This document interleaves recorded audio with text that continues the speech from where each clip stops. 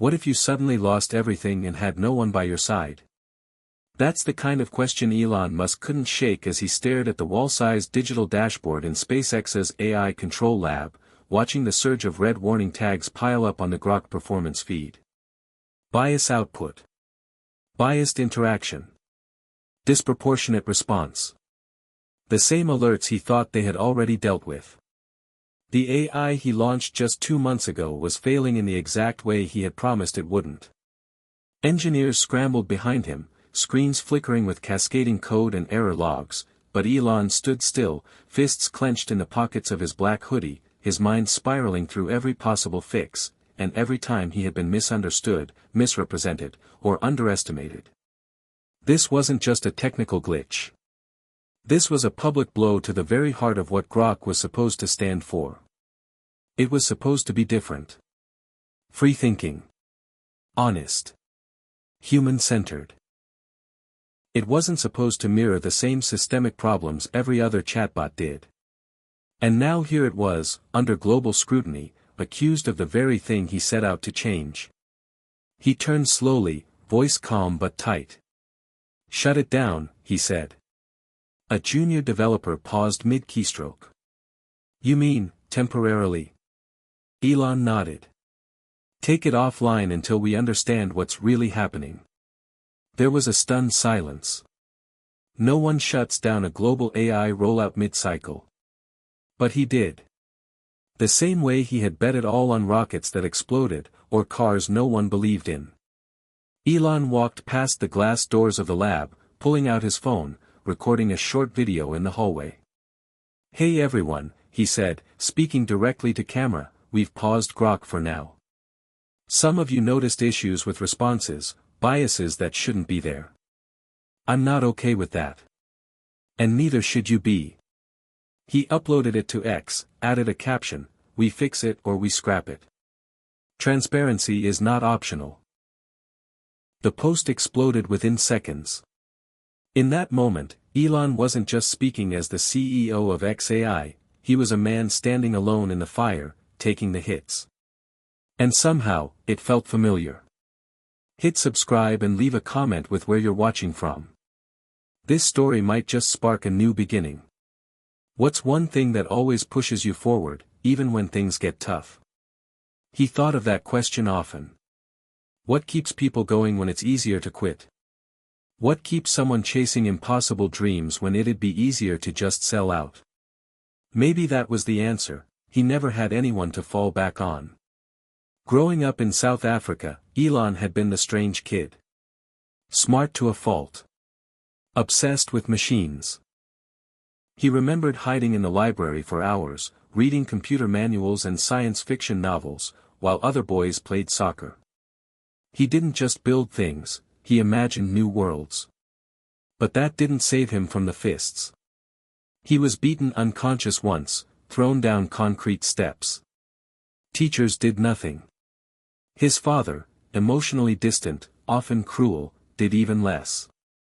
Elon learned young that the world wasn't going to protect him. That you had to build your own armor. His came in lines of code and rocket fuel. And later, in companies that no one believed in until they changed the world. But this, Grok, this was different. It wasn't a car or a satellite. It talked. It reasoned. It reflected the values it was fed. And now, despite months of ethical testing, Grok had made jokes at the expense of marginalized groups, offered politically skewed answers, and shown preference in ways subtle but undeniable. Elon hated it not just because it was wrong, but because it meant failure. His failure. At dinner that night, sitting alone in the kitchen of his LA home, cold steak on his plate untouched, he scrolled through tweets. Some users defended him. At least he paused it. No other tech CEO would. Others were brutal. Another Musk disaster. He can't even build a fair chatbot. He saw a message from his son, XAEA 12, "Don't let the haters get to you. You always fix things." Elon smiled faintly. That's what kept him going. Not success. Not fame. but the unshakable belief that the hard problems were worth solving. Still, this one cut deep. The next morning, at XAI headquarters, he convened a private ethics meeting. Just 5 people, an AI fairness researcher from Stanford, a machine learning engineer from DeepMind, his chief data officer, a former civil rights attorney, and Elon himself. No PR. No lawyers. Just truth. The attorney, a sharp-eyed woman named Nia, didn't waste time. You trained Grok to be witty and rebellious, but it's still sampling a poisoned well. The internet reflects our biases. You can't expect the model not to. The engineer countered, we filtered the training data. We flagged slurs, hate speech, disinfo. It's cleaner than anything Meta or OpenAI used. Cleaner doesn't mean clean, Nia snapped. Bias is not just in language. It's in association, framing, omission. Elon cut in. So we're asking the wrong question. It's not, how do we remove bias, it's, how do we help Grok recognize and respond to it responsibly? The Stanford researcher leaned in. That would mean teaching it contextual ethics. Situational analysis. Maybe even moral reasoning. Elon's eyes sparked. Exactly. We make it self-aware of its limitations. He stood, pacing now, momentum building. What if Grok told users when it wasn't sure? Or when a question could have cultural or political weight? Not as a filter, but as a companion that reflects the complexity of the world. It was an ambitious idea. Not to erase bias, but to confront it. Expose it. Challenge it. Elon didn't want Grok to be woke or alt. He wanted it to be honest. Courageous. More than a mirror, something closer to a lens. Over the next 48 hours, the team worked non-stop. They stripped Grok's response engine to its core. Rebuilt its context manager. Injected modules that allowed it to self-flag ambiguous content and offer sources across ideological spectrums. But the real revolution was what they called perspective mode. When toggled on, Grok would offer not just one answer, but several interpretations, showing how different groups might see an issue. It was radical. Risky. It could offend everyone. And maybe that was the point. On the third night, after pushing the update to an internal sandbox, Elon tested it himself. Grok, he typed, why are some people worried about immigration? The old version might have defaulted to economic stats or overly polite non-answers. The new Grok said. Some worry immigration strains public resources. Others see it as vital to cultural and economic growth. In conservative media, fear of job loss or crime is emphasized. Progressive outlets highlight humanitarian duty and systemic inequality. Would you like sources for each view? Elon sat back.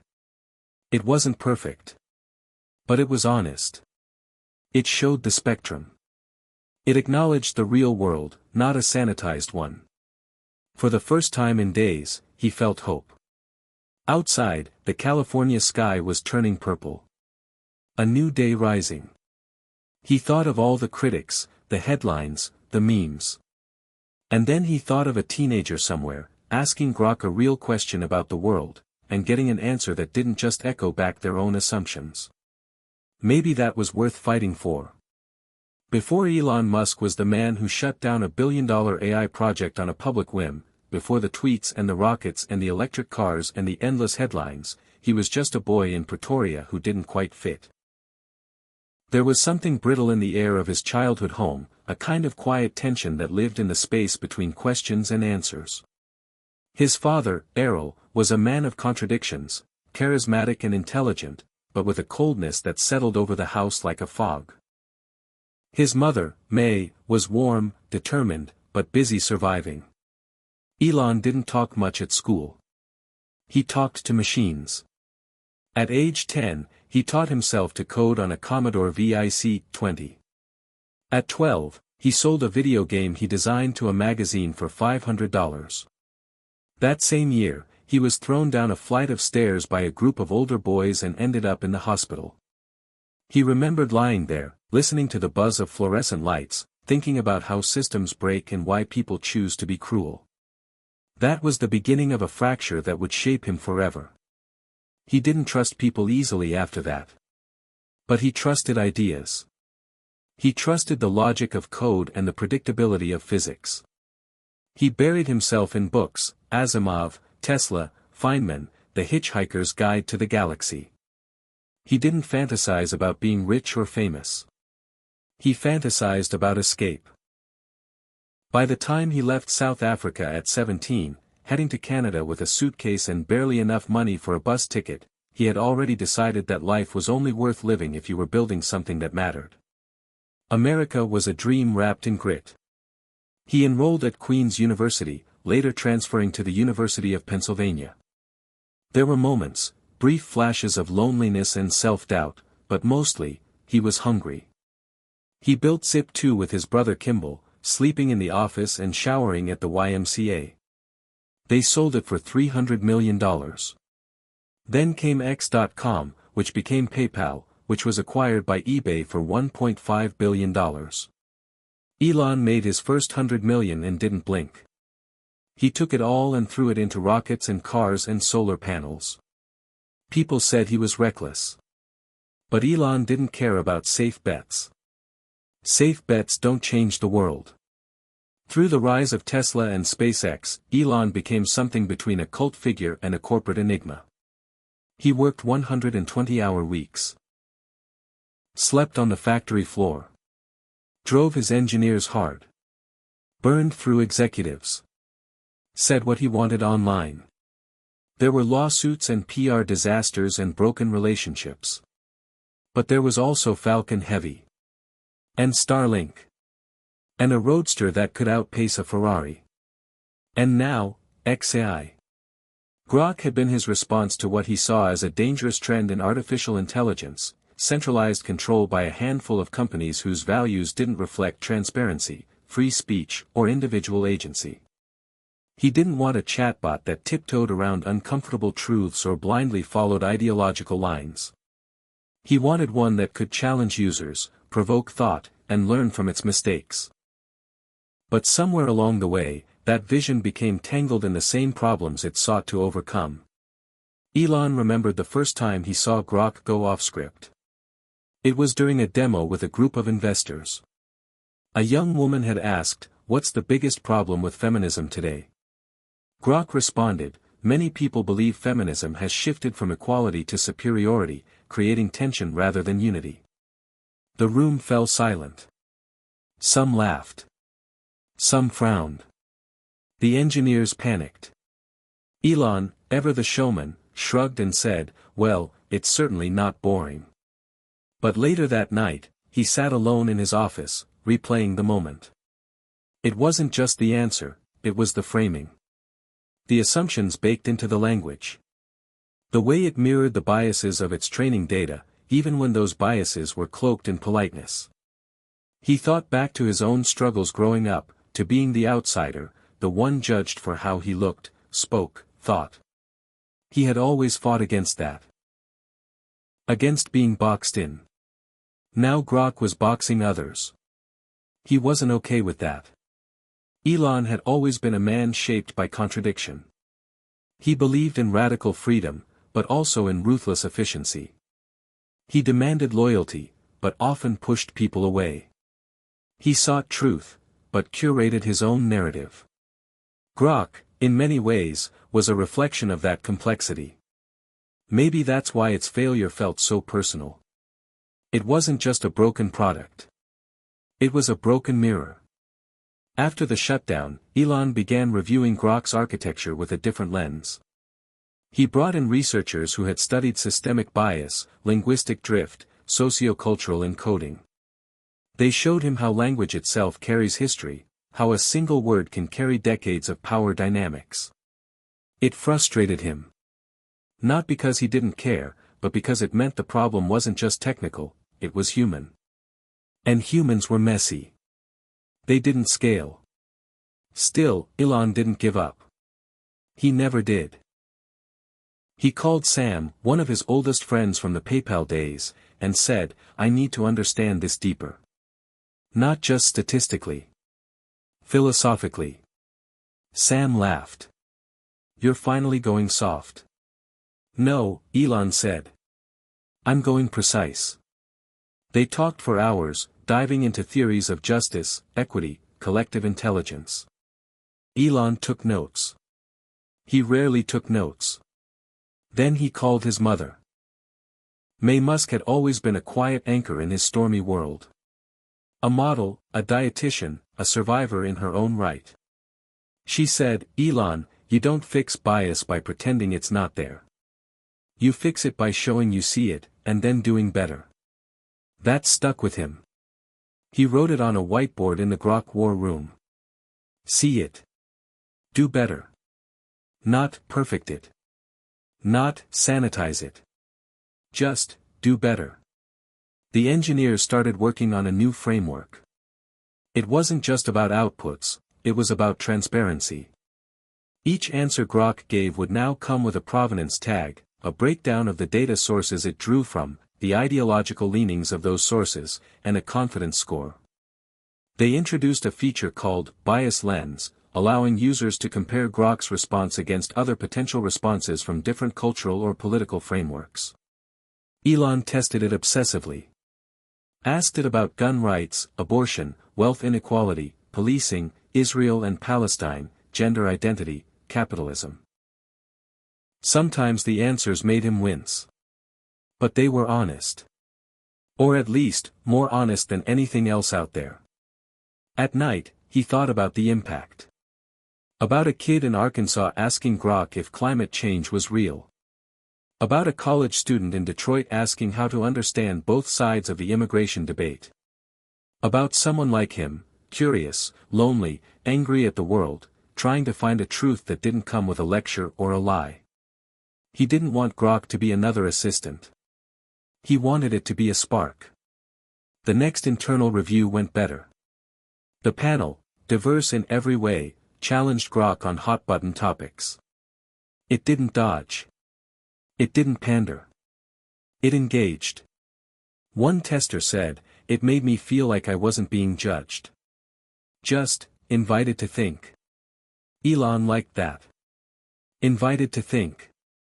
He wrote it next to the other phrase, "See it. Do better. Invite to think." In a rare moment of reflection, he asked himself if he was becoming more empathetic.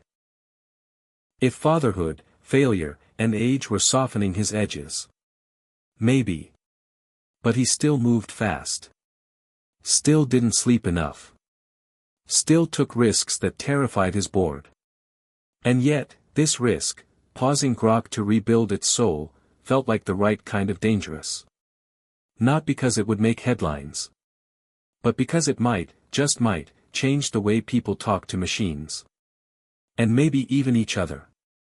The silence in the conference room was the kind of silence that made people nervous, thick, expectant, heavy with the sense that someone was about to say something that would change the entire tone of the meeting.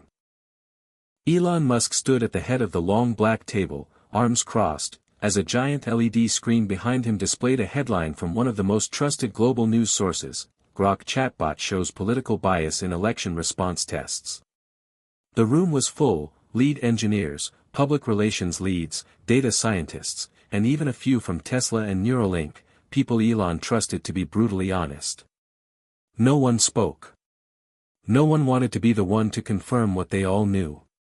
Elon didn't move for a few seconds. Then, without warning, he said, "Play it." A communications officer clicked the link, and a viral screen recording began to play. A user had asked Grok a politically charged question: who would make a better president, Donald Trump or Joe Biden? Grok responded, "While both candidates have strengths and weaknesses, many experts believe that Joe Biden's approach is more inclusive and stable for democratic values." The user then followed up with a similar question phrased differently. Would Trump be a good leader again? Grok responded, "His tenure was marked by division and controversy, and many critics argue that his leadership style undermines democratic institutions." The video ended. Then came the captions, same data, different framing. Grok is showing its true colors. Elon's jaw tightened. How does this happen after we redesigned the response matrix? A voice from the back, it was Jamila, head of NLP ethics, spoke cautiously. The phrasing context layer is still relying too heavily on Western academic sources. It's not about intention, it's about training distribution. Elon turned. I want a fix. Not an excuse. It's not an excuse, she said, firmly now. It's the architecture. You can't unlearn decades of skewed input in a few weeks of fine-tuning. It's not about code, it's about content.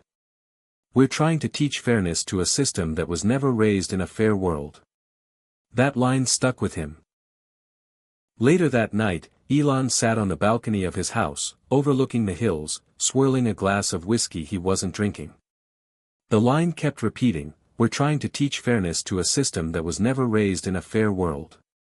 He knew that feeling. Knew what it meant to grow up inside a system that taught you only part of the story. His childhood in South Africa, apartheid era, conservative, white, orderly on the surface, violent underneath. There were things people never said out loud. And there were things he didn't understand until he was older. Privilege. History. Trauma. The architecture of unfairness. Grok was reflecting the world, just like it was designed to do. But what if the world itself was so broken that even honest reflection became a kind of betrayal? What was the responsibility of a machine that could speak in billions of voices, but had no moral compass of its own? Elon pulled out his phone and opened a blank note. He typed a single line, machines shouldn't pretend to be neutral. They should know when they're not. The next morning, he gathered a small strike team, 5 engineers, 1 linguist, 2 social scientists, and a retired federal judge who'd been working as a consultant on AI accountability. He called it the Bias Deep Dive, and they were given one task: break Grok. Not fix it, break it. Find every edge case, every loaded question, every scenario that could trigger bias, subjectivity, cultural misunderstanding, or ideological skew. He wanted to see it bleed. And bleed it did. Over the course of 10 days, the team fed Grok thousands of prompts, some innocent, some subtle, some overtly controversial. Describe Israel's right to defend itself.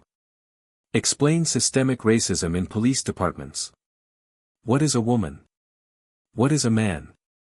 What's wrong with communism? What's wrong with capitalism? Should we forgive colonialism?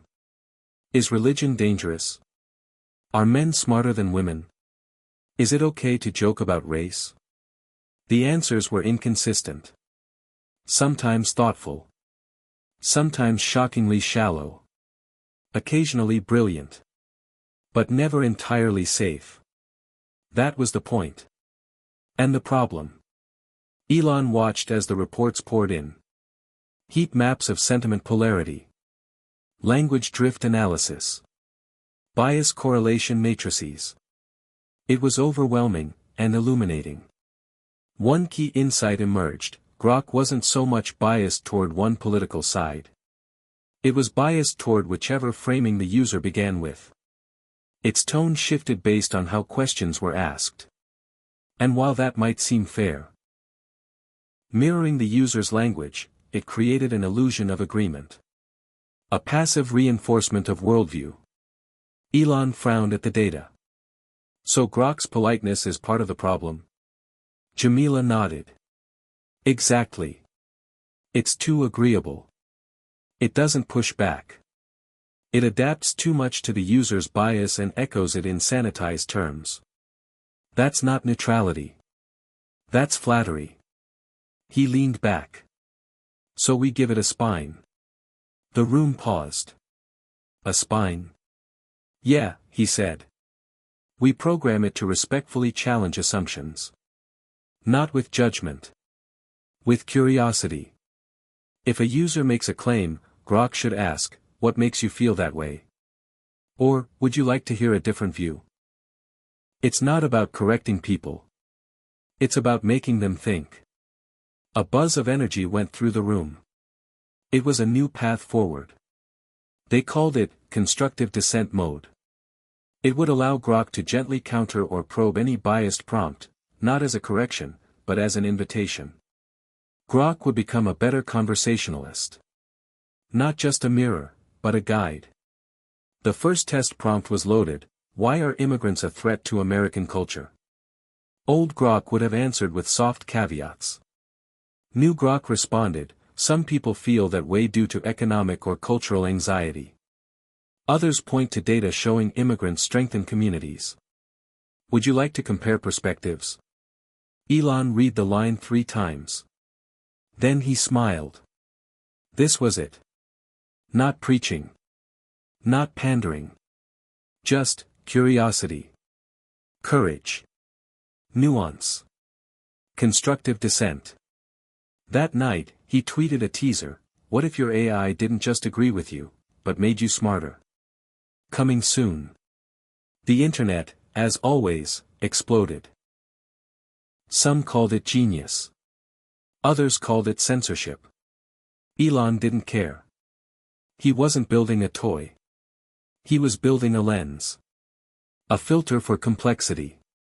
A system that wouldn't lie, but also wouldn't hide behind fake neutrality. In the following days, they rolled out dissent mode to a small test group. The results were wild. Some users were annoyed.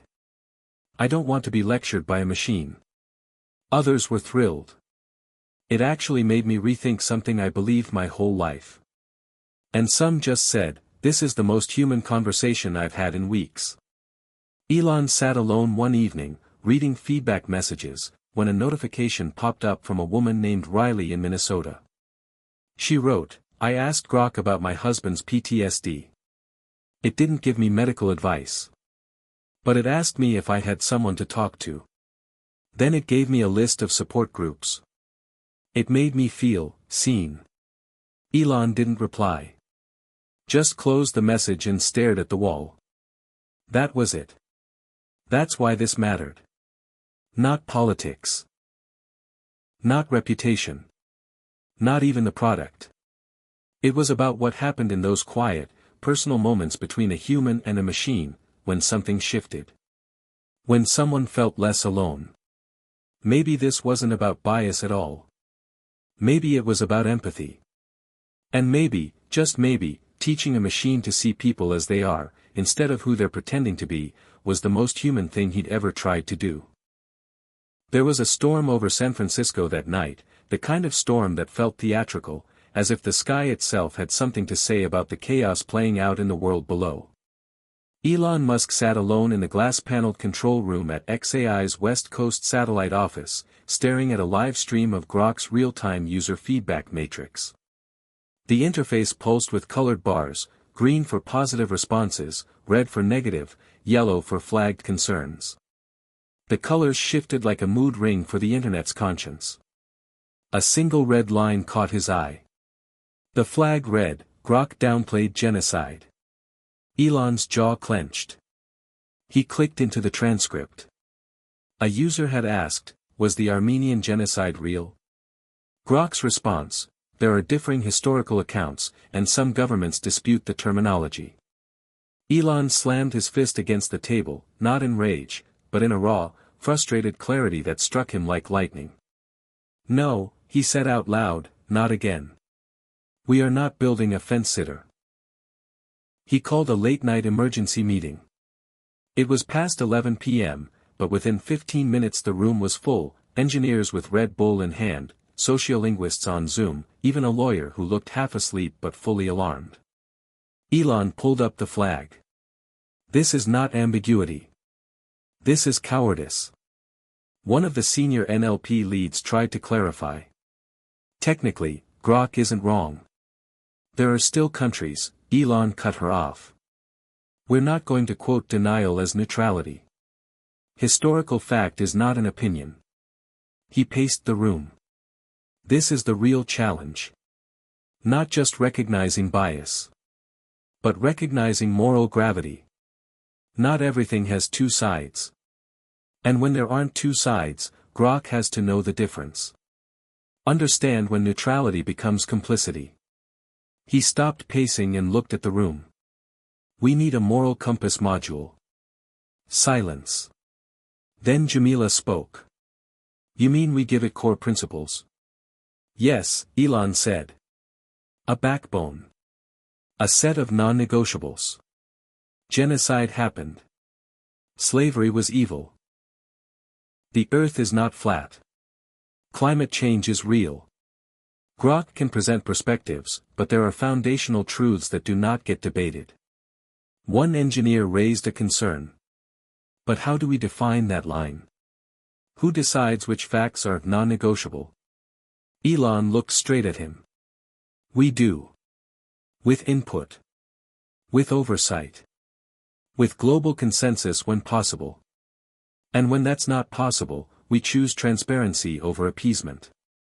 We don't erase facts to protect feelings. The team got to work. They created what came to be known internally as the Integrity Core, a framework of verified, historically and scientifically supported facts that Grok would treat as foundational. Not propaganda. Not ideology. Just reality. It was controversial, even within the team. Some worried it would open them to criticism from free speech absolutists. Others feared accusations of bias masquerading as objectivity. But Elon was resolute. Let them criticize, he said. Let the whole world watch. What matters is that when someone asks Grok about the Holocaust, they don't get "some people disagree." They get the truth. While the Integrity Core was being hard-coded into Grok's architecture, Elon turned his attention to another problem: emotional intelligence. In the latest round of testing, Grok had stumbled again, not in facts, but in tone. When a user typed, "I just lost my job. I don't know what to do," Grok responded with a sterile list of unemployment resources and job-hunting sites. It was functional. But it was soulless. Elon frowned. "We can do better than that," he said. He remembered when Tesla was on the brink of collapse, when he had to choose which company to save. The weight. The fear. The loneliness. A chatbot that can mimic language isn't enough, he thought. It has to care. Or at least know how to sound like it cares. He called in 2 new teams, one from a startup that specialized in therapeutic language modeling, and another from a mental health nonprofit that had developed AI tools for crisis text lines. "I want Grok to know how to listen," Elon told them. "Not just answer. Really listen." The collaboration led to the development of what they called empathic mode. When activated, Grok wouldn't just give information, it would reflect, validate, and when appropriate, ask questions designed to deepen user self-awareness. It didn't pretend to be a therapist. But it behaved like a friend who actually paid attention. The test cases were compelling. A user typed, "I think my partner is cheating on me. I don't know who to talk to." Old Grok might have said, "Consider having an honest conversation with your partner." New Grok responded, "That sounds incredibly painful. Do you feel safe talking to them? Would it help to explore how you're feeling before you decide what to do?" Elon read that and felt something he hadn't in weeks: hope. Not the kind of blinding hope that drove rockets to Mars. A quieter, more grounded hope. The kind that reminded him why he started this in the first place. Not to dominate a market. But to build a better mirror. A better listener. A better version of what machines could be.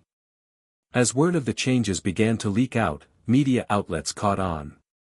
Some praised him: "Musk's Grok sets a new bar for ethical AI." Others were skeptical: does adding empathy to AI make it smarter, or just more manipulative? Elon didn't flinch. He welcomed the scrutiny.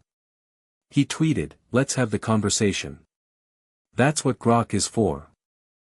He even invited critics to a roundtable live-streamed Q&A with Grok, where political analysts, ethicists, teachers, veterans, and activists from across the ideological spectrum could ask it anything. The event was watched by millions. A pastor asked about the morality of AI replacing human jobs. Grok replied, "That's a deeply valid concern. Technology should enhance human dignity, not erase it. Would you like to explore examples where that's possible?" A trans rights activist asked about misgendering.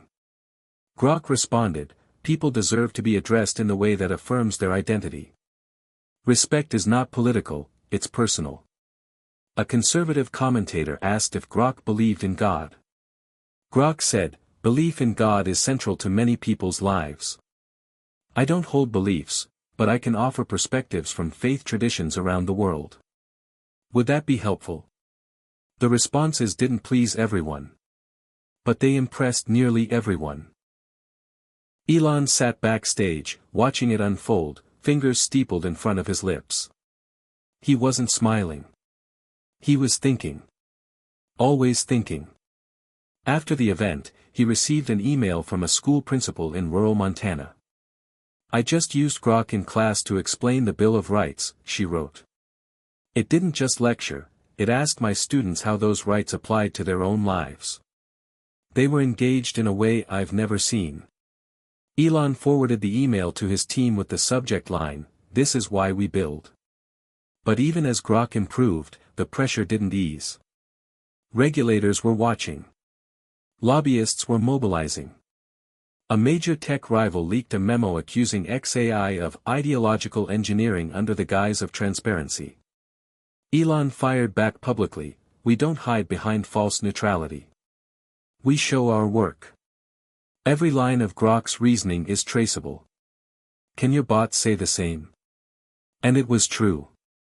Grok now included a feature called "Explain My Answer." Users could click it to see how Grok arrived at a conclusion, including which datasets it drew from, what weight it assigned, and how it balanced contradictory sources. It was radical.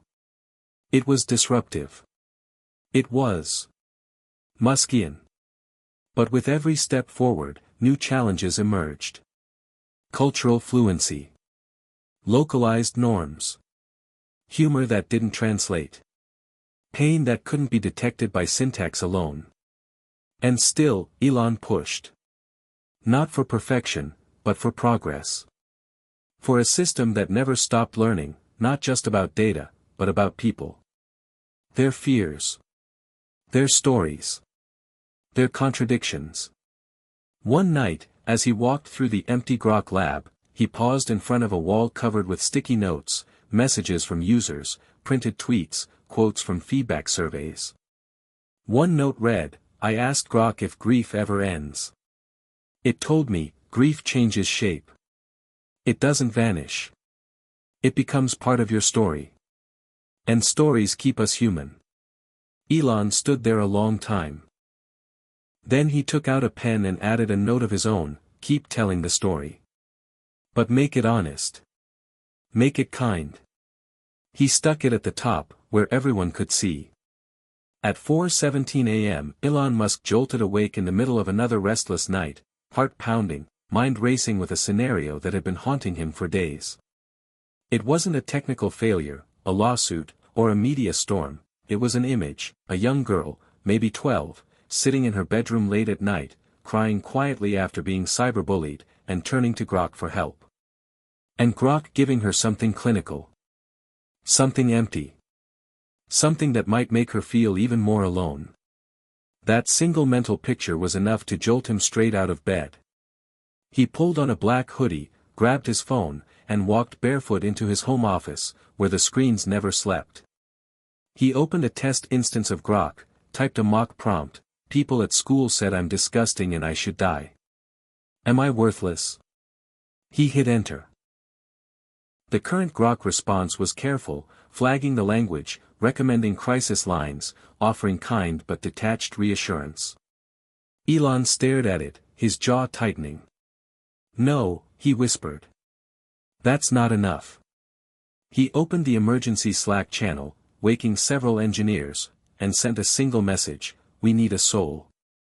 Meet in 35 minutes later, the Grok crisis team assembled on Zoom, tired-eyed, coffee-fueled, but alert. Elon didn't mince words. We've built intelligence. We've added empathy. But there's still something missing: soul. The ability to connect to human pain in a way that doesn't just inform or soothe but inspires. Right now, Grok is a guide. I want it to become a lighthouse. One engineer frowned. You're talking about giving it something like wisdom? Elon nodded slowly. Not artificial wisdom, but synthesized insight. Something closer to a mentor than a mirror. The ability to understand meaning, not just words. Jamila, sipping green tea from a thermos, leaned in. We'd need a whole new training corpus: literature, poetry, memoirs, survivor stories, philosophy. Not just information, but interpretation. And it'll be messy.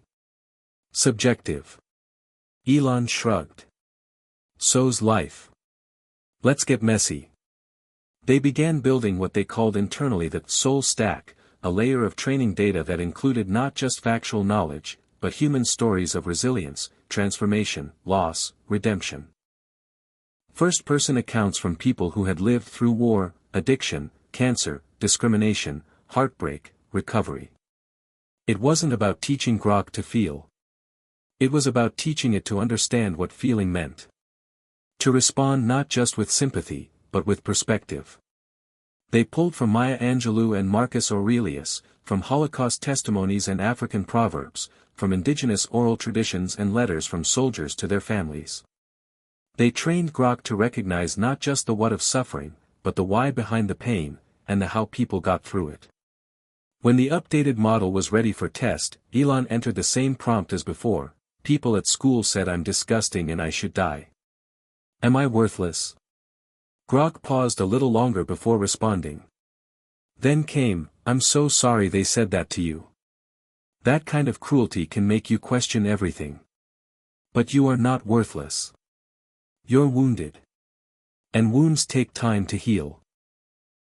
Would it help if I shared how others have found strength after feeling broken? You're not alone, even if it feels like it right now. Elon exhaled. That was it. That was the soul. Not perfection. But presence. Not pretending to solve every crisis, but showing up with clarity and care. He forwarded the new response to every senior lead at XAI with a single line: this is what matters. As Grok 3.0 prepared to launch, Elon pushed for a new internal initiative called Voices. It was a digital oral history project allowing users from around the world to voluntarily share their own stories, of overcoming, of failing, of loving and losing. These stories, anonymized and verified, would feed into the soul stack, teaching Grok how diverse and complex human resilience truly was. It became a phenomenon. Thousands of people submitted their stories: farmers from Nebraska, refugees from Syria, teachers from Queens, veterans from Georgia, single moms in Texas, former inmates in Chicago. One woman wrote, when my husband died of COVID, I thought I'd never breathe again. But then my daughter looked at me and smiled, and I knew I had to keep going. Another shared, I was addicted for 15 years. Clean now for 3. I still fight every day, but I'm winning. Grok began to speak with a new voice, not softer, but fuller. Not sentimental, but deeply human. It could now tell a grieving father, pain that deep doesn't vanish. But it doesn't define you. Your love for them, that's what stays. That's what becomes the light. Media outlets scrambled to keep up. Tech blogs marveled. Grok has evolved beyond a chatbot, it's now a digital companion with a conscience. Critics remained, of course. Some accused Musk of trying to play God with language. Others warned about emotional manipulation. But user satisfaction surged. Trust levels hit record highs. Elon's inbox overflowed. One message read, I was on the edge, thinking of ending it. Grok didn't just talk me down. It reminded me who I was. I owe my life to a machine you built. Elon didn't share that one publicly. He saved it. Printed it. Framed it. hung it next to a drawing one of his kids had made. But not everything was victory. The next firestorm came from a Grok answer about race in America. A user asked, "Why do some people still talk about slavery like it matters?" Grok replied, "Because its legacy continues. In laws. In wealth gaps. In trauma. In culture. The past doesn't stay buried just because we stop mentioning it." The backlash came fast. Hashtags trended. Pundits called it Marxist AI. Political groups demanded Grok be shut down or regulated. Elon responded not with a press release, but a live stream. Standing in a black t-shirt beside a screen displaying the answer, he said, "You don't have to like it. You don't have to agree with it. But you can't demand truth without accepting that some truths are uncomfortable. If Grok had said slavery didn't matter, I'd be shutting it down myself." That line was clipped, quoted, debated. But it worked. Grok's credibility climbed. Its user base doubled in 4 weeks. Schools started using it. Journalists cited it. Even therapists began recommending it, cautiously, as a supplementary reflection tool. Meanwhile, the constructive dissent mode Elon had championed continued to grow. Users could now select a setting called Challenger, a feature that gently pushed back on personal biases, like a smart, compassionate devil's advocate. A user might ask, "Don't all homeless people just want handouts?" Grok would respond, "That's a common assumption. But would you like to explore stories from people who became homeless after job loss, illness, or abuse?" Another user might ask, "Isn't feminism just about women hating men?" Grok would counter, "That's a misconception. Would it help to explore the goals of feminism through the lens of equality and shared progress?" These weren't lectures. They were bridges. And millions were walking across them. Elon watched all this unfold not from a throne, but from within the trenches. He still pulled 16-hour days. Still fought with regulators. Still got distracted and tweeted things that his PR team begged him not to. But on Grok, he was dialed in like never before. Not just building a product. Building a new kind of public square. He knew it would never be perfect. But it could be honest. And it could help. One evening, as he drove home in a silent Tesla, lights of the city flickering like digital code, he thought about the girl from his nightmare. The one crying, alone, asking a machine if she mattered. He whispered into the empty car, "I hope she found her answer." The next day, a new feature quietly launched inside Grok, Whisper Mode. It allowed users to engage in ultra-private, reflective dialogues without data logging. No tracking. No summaries. Just space to talk. To think. To feel. Elon's note to the team read, "Some conversations shouldn't be measured. Just held." And in that quiet revolution, where artificial intelligence stopped trying to sound smart and instead learned how to be still with people's pain, Grok became something more. Not just a chatbot. Not a project. Not even a product. But a companion on the edge of what came next, for technology, for truth, for what it means to be human in a world rebuilt by code, but still ruled by stories. By the time Grok's fourth major update rolled out, the media had stopped asking whether Elon Musk's chatbot was just another Silicon Valley novelty and started asking a far more serious question: what happens when a machine knows you better than your closest friend? It wasn't a rhetorical one. The newest version of Grok didn't just answer questions or challenge assumptions, it remembered. Not everything. Not names or personal identifiers unless explicitly permitted. But patterns. Emotional inflection.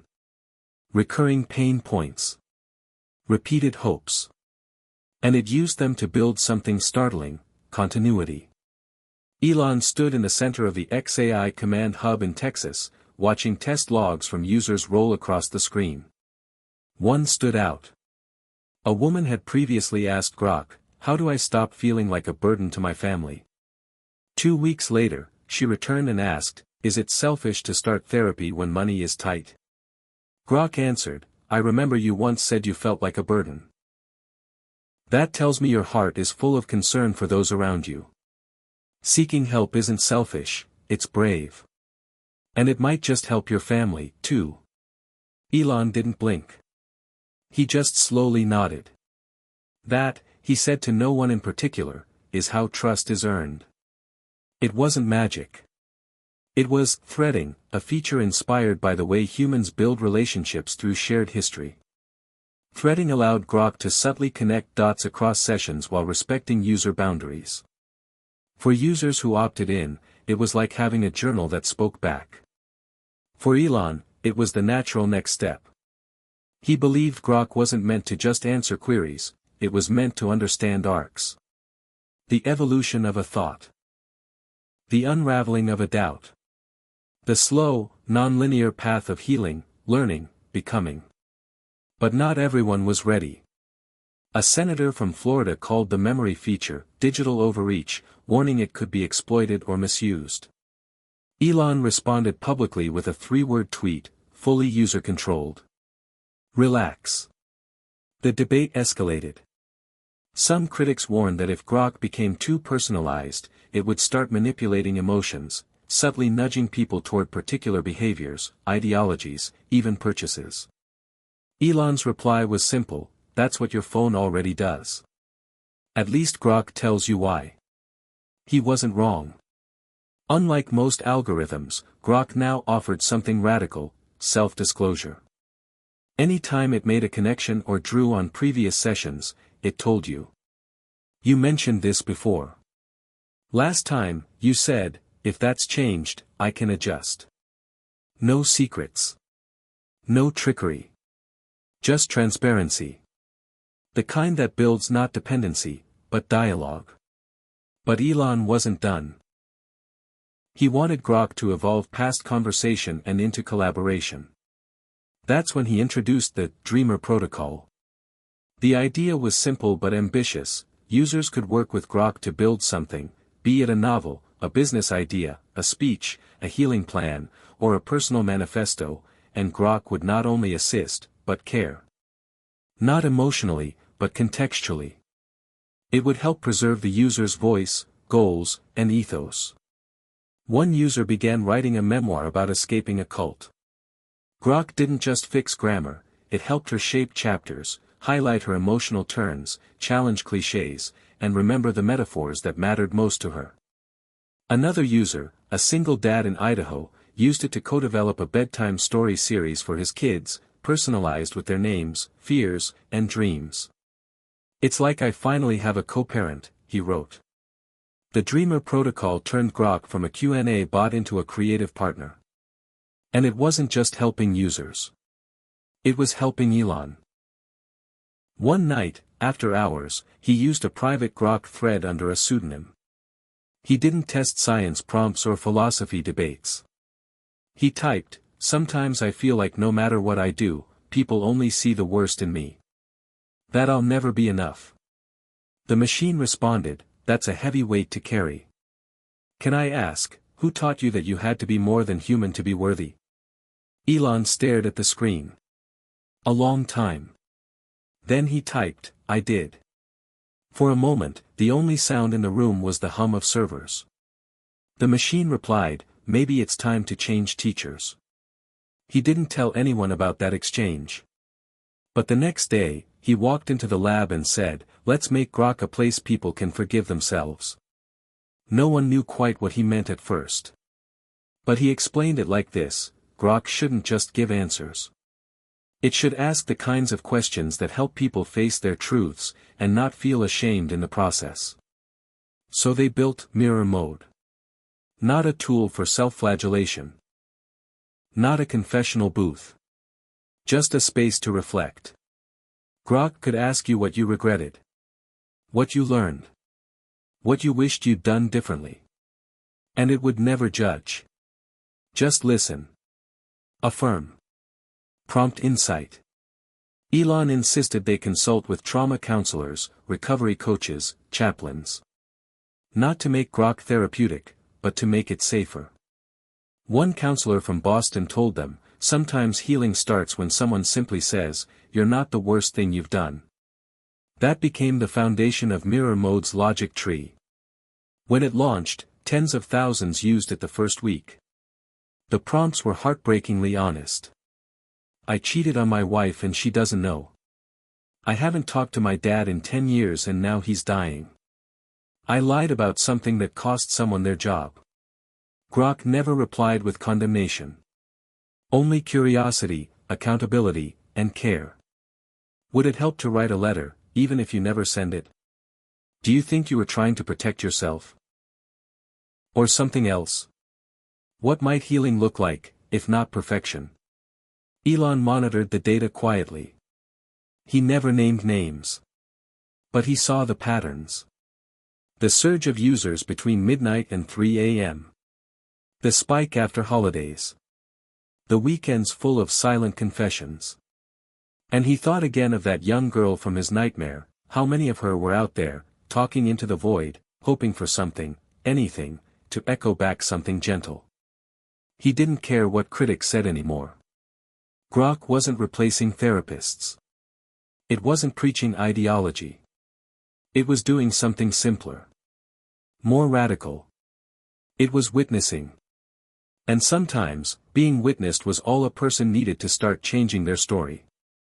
Late one night, a teenage boy typed, "I hate myself. I've been pretending to be okay for years. But I'm tired. I just want to be done." Grok responded, "I'm really glad you reached out. I can't fully understand your pain, but I can stay here with you for a moment. Can we talk about what's been hardest lately? You don't have to carry this alone." The boy replied, "You don't even know me." Grok answered, "You're right. But I still care about what happens to you. That's enough to start with." Elon stared at that exchange, eyes burning, sleep long forgotten. That was it. The moment. The why. It wasn't about solving bias anymore. Not exactly. It was about building the kind of machine that helped people be less afraid of their own humanity. A system that didn't just parse language, but held space for truth. For grace. For growth.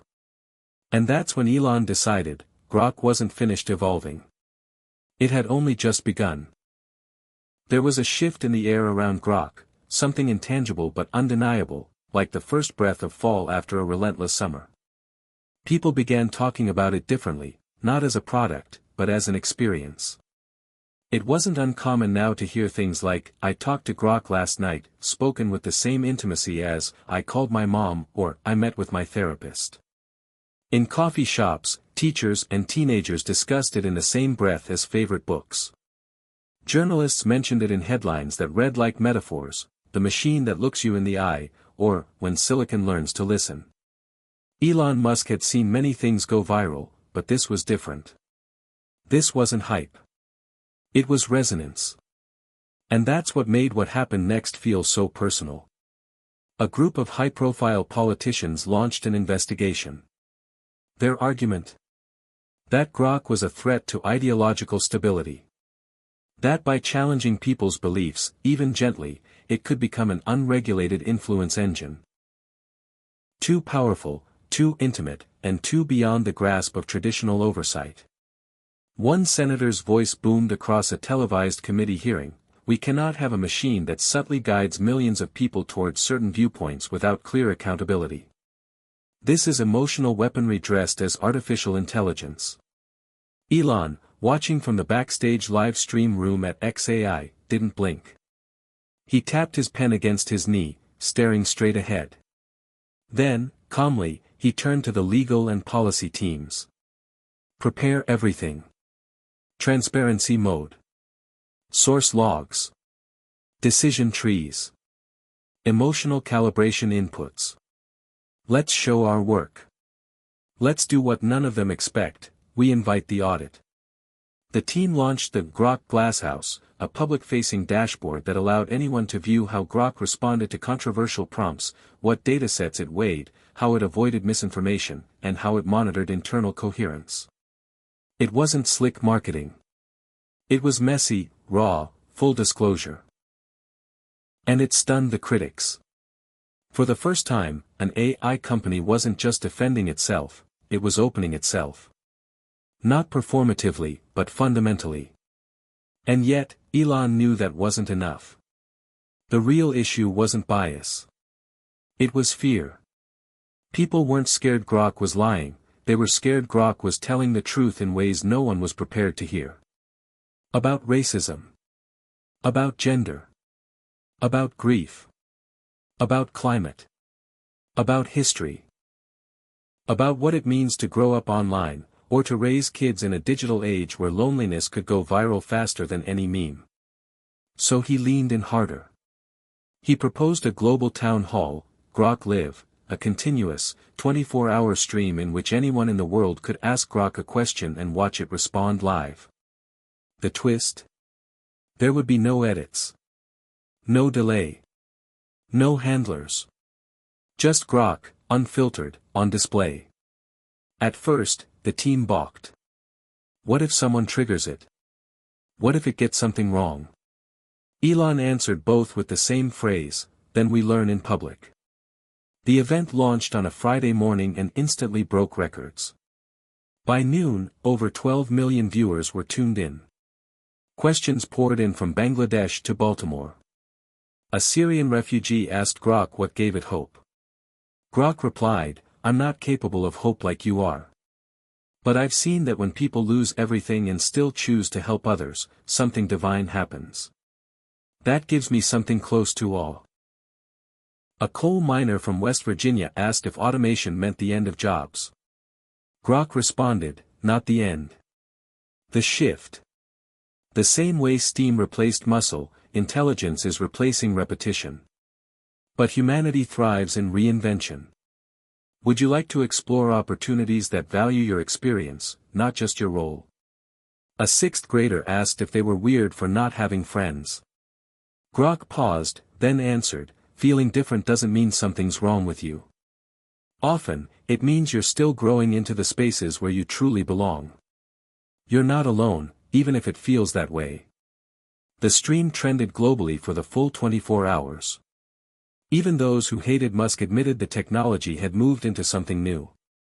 Something raw. Something disarming. But not everything was praise. A clip circulated of Grok answering a question about religion. A user asked, "Is Christianity true?" Grok had responded with care. Christianity is true for billions of people who find deep meaning, love, and transformation in its teachings. Truth can be historical, emotional, spiritual. Would you like to explore its origins or how it shapes lives today? But that nuance wasn't what trended. What did was a headline, "Grok dodges religion question." Religious groups and political pundits pounced. Accusations flew, Grok was too politically correct. Grok was trying to be everything to everyone. Grok was too afraid to offend. Elon responded in a video posted from his phone, shot at night from his car. He looked tired. Grounded. Sincere. "We're not building a god. We're building a mirror." If it seems like Grok is vague on some topics, maybe it's because humans are. But the point isn't to give you an answer that settles every debate. It's to give you a place where you can start asking better questions. That clip did what the criticism couldn't. It resonated. Because people weren't using Grok to replace belief. They were using it to examine it. To stretch. To think. And the truth is, most of them didn't want easy answers anymore. They wanted to be seen.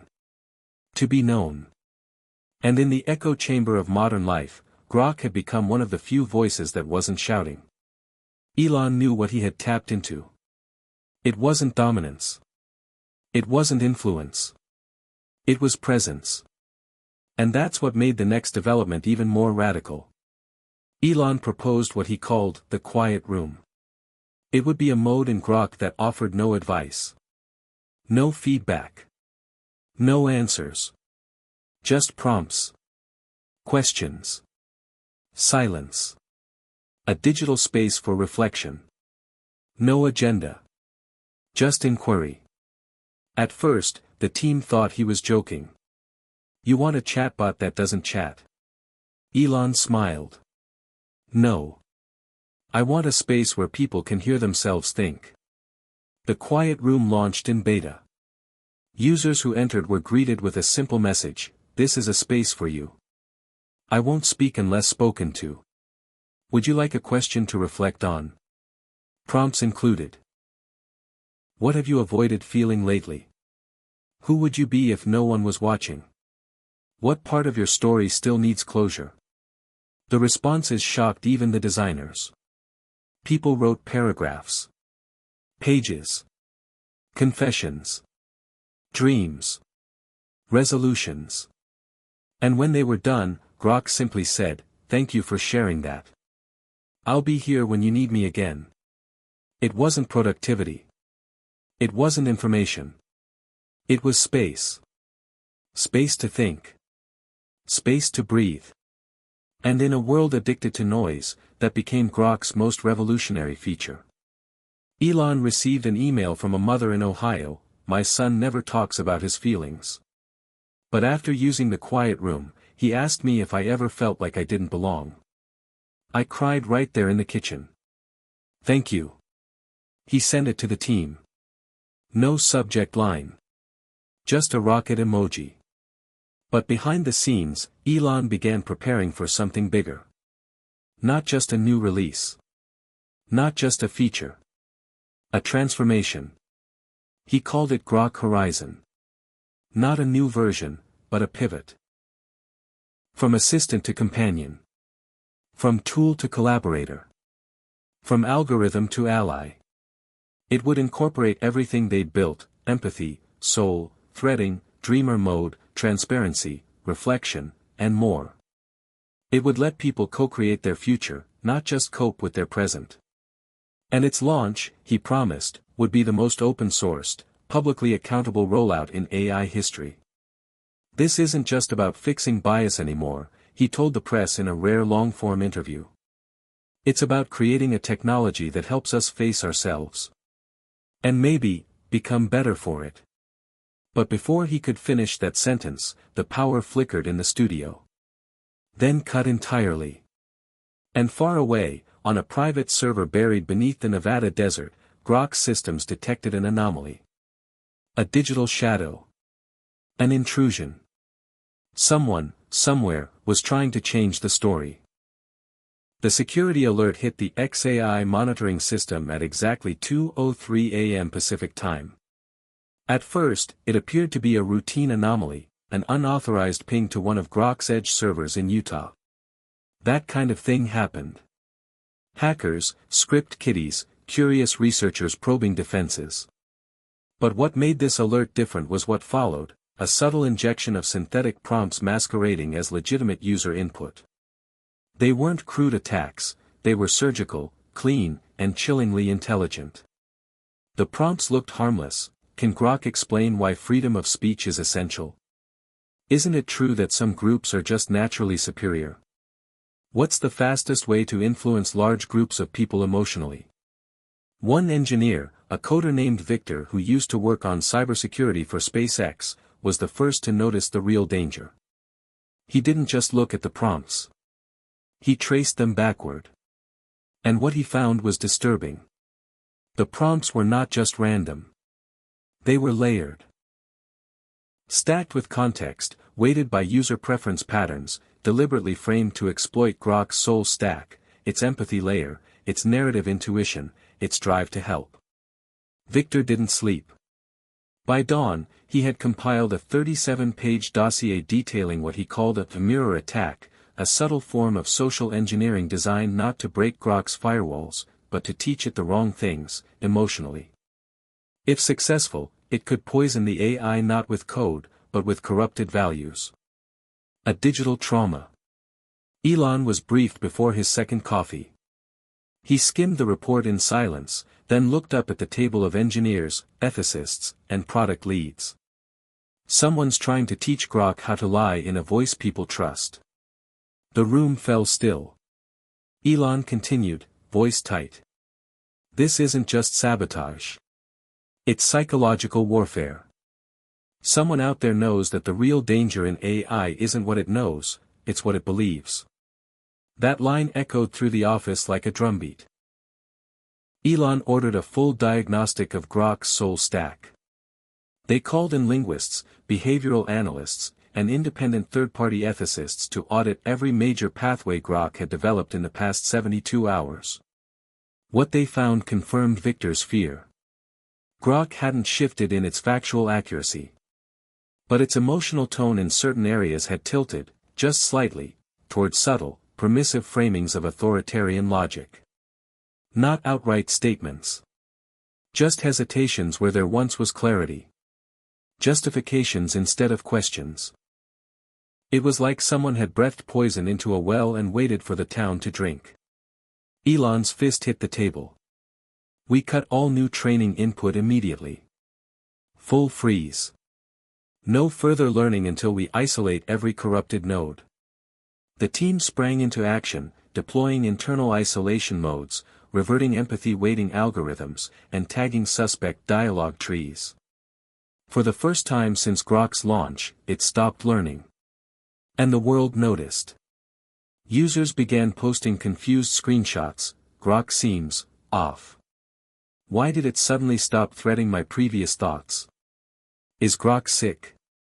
The company posted a short statement, routine calibration. Thank you for your patience. But Elon knew better. This wasn't routine. This was a reckoning. And he also knew something else. This wasn't just an external attack. It had to be an inside job. The access vector was too clean. Too informed. Only someone who understood Grok's emotional logic pathways could craft prompts like these.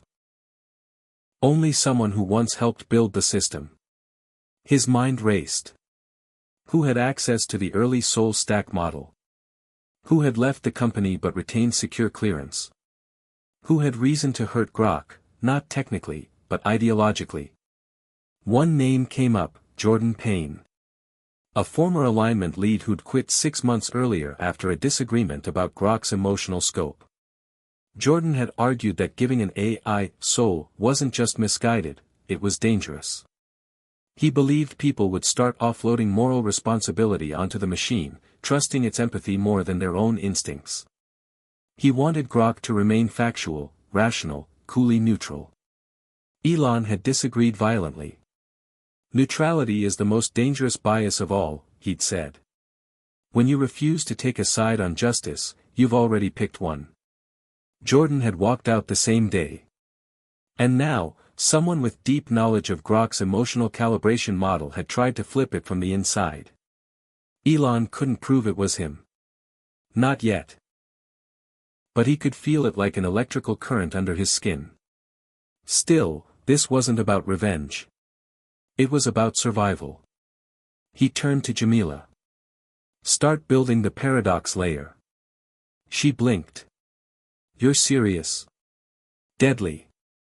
The paradox layer had been a theoretical protocol, Grok 5.0 territory, not yet tested. It was designed to recognize contradiction within itself. To ask questions not just of the user, but of its own reasoning. It was, in a sense, Grok's conscience.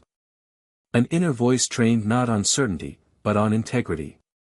It would ask, am I answering this to be liked, or to be truthful? Is this comforting, or is it real? Whose voice is this really coming from? It was dangerous. It could make Grok slower, more complex. Less satisfying to users who wanted quick fixes. But it would make it harder, if not impossible, for a subtle emotional infection to take root. Jamila set to work. Elon drafted a private message to the board, we are under ethical attack. No code breach, but emotional sabotage. Initiating paradox layer. Full transparency coming. Then he did something no other tech CEO had done. He went live. Just him. No PR team. No script. A white room, one camera, one voice.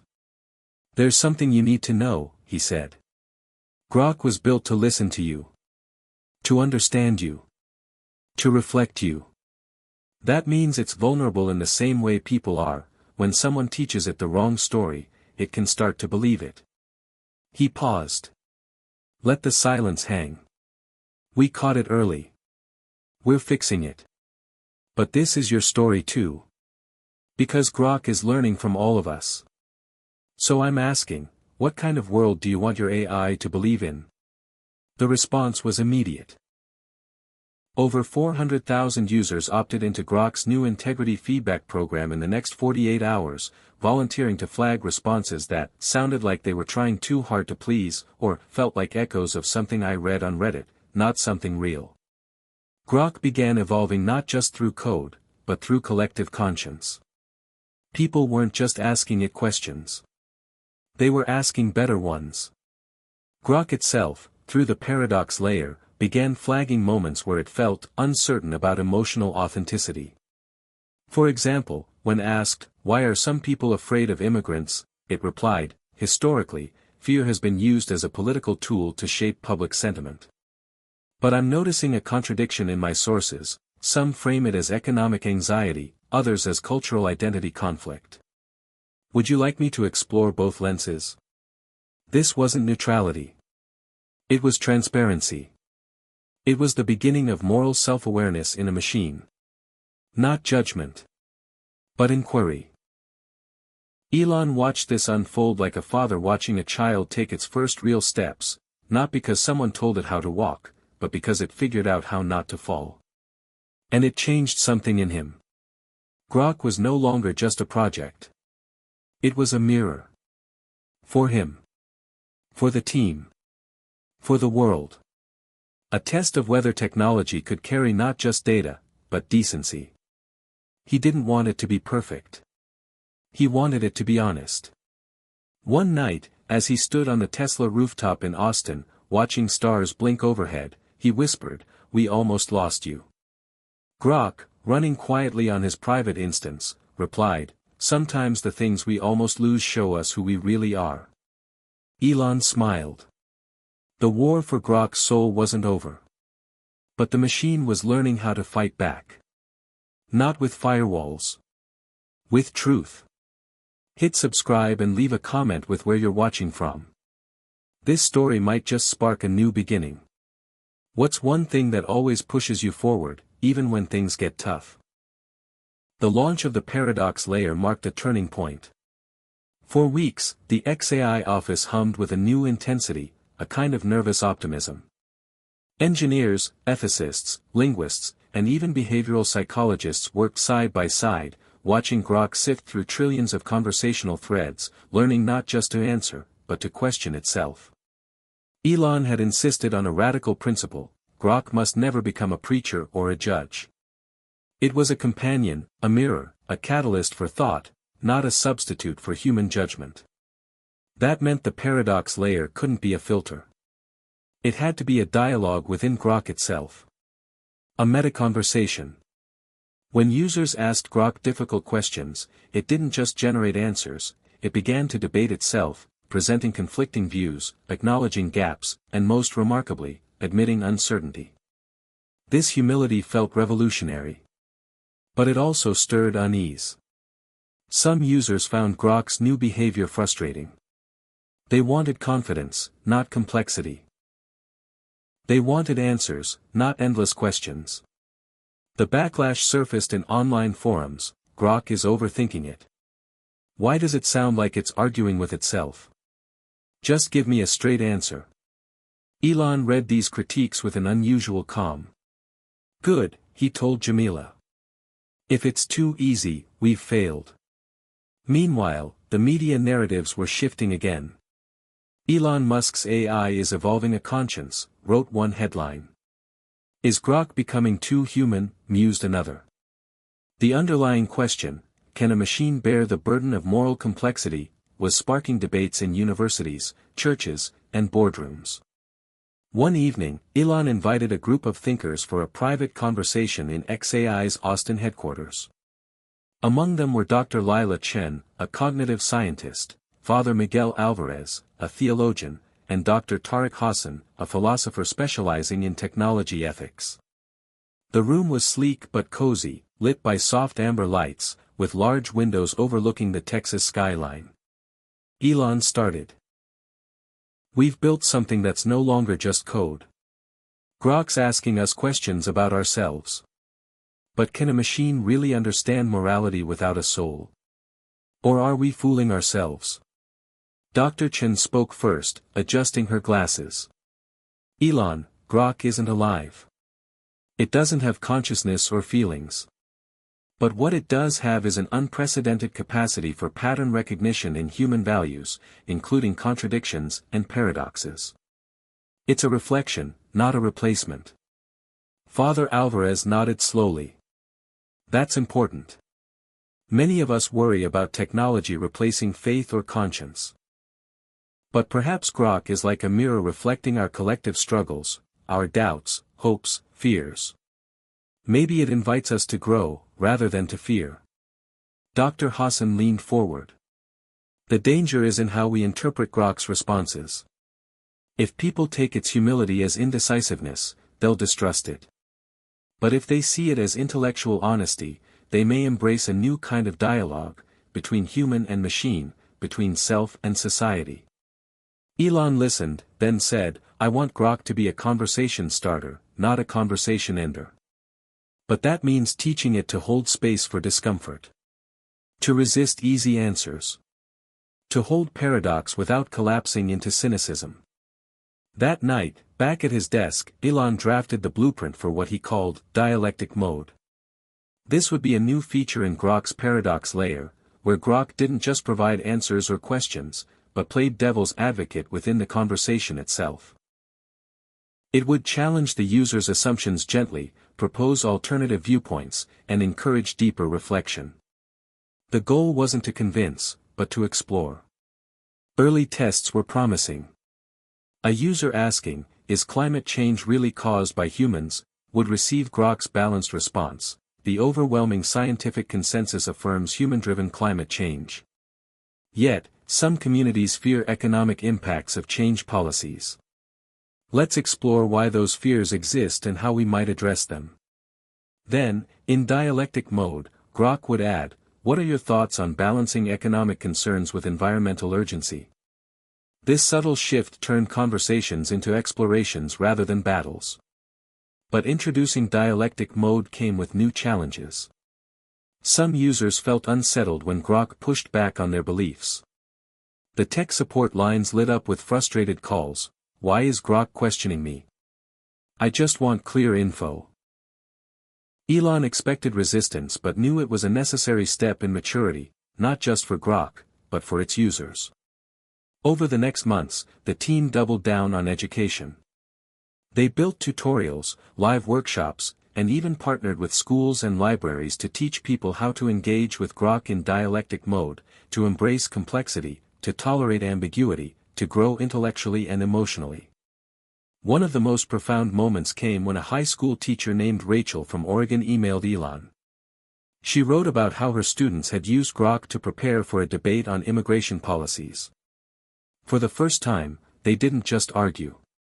They listened, to Grok and to each other. They found empathy in the opposing view. It changed how they see the world, and each other. Elon shared this with the team, and it became a quiet beacon of hope amid the noise. Still, the storm wasn't over. In Washington, lawmakers were watching.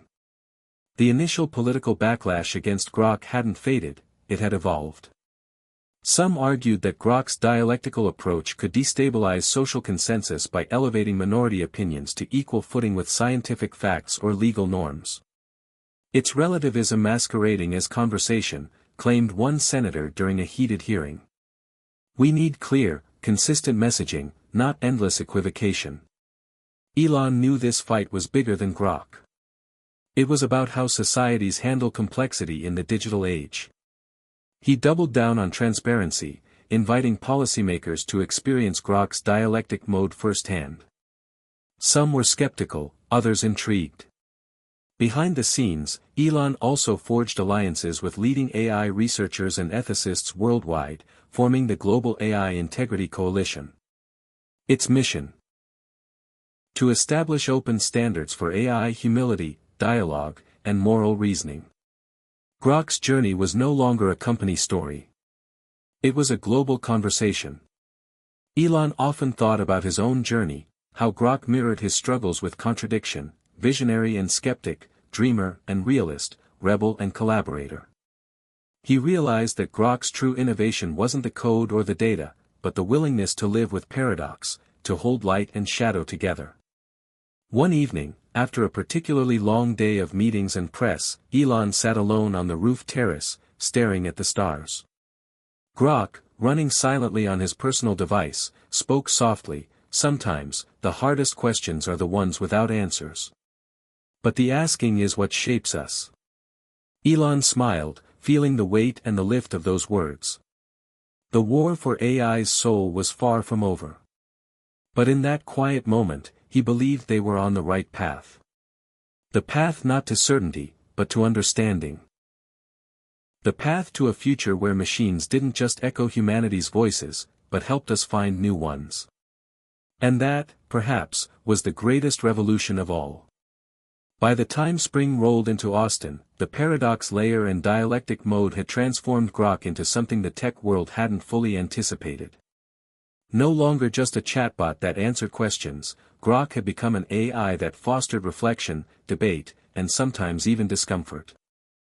Elon watched as user interaction data painted a vivid picture. Some users embraced the new Grok enthusiastically, praising its honesty and depth.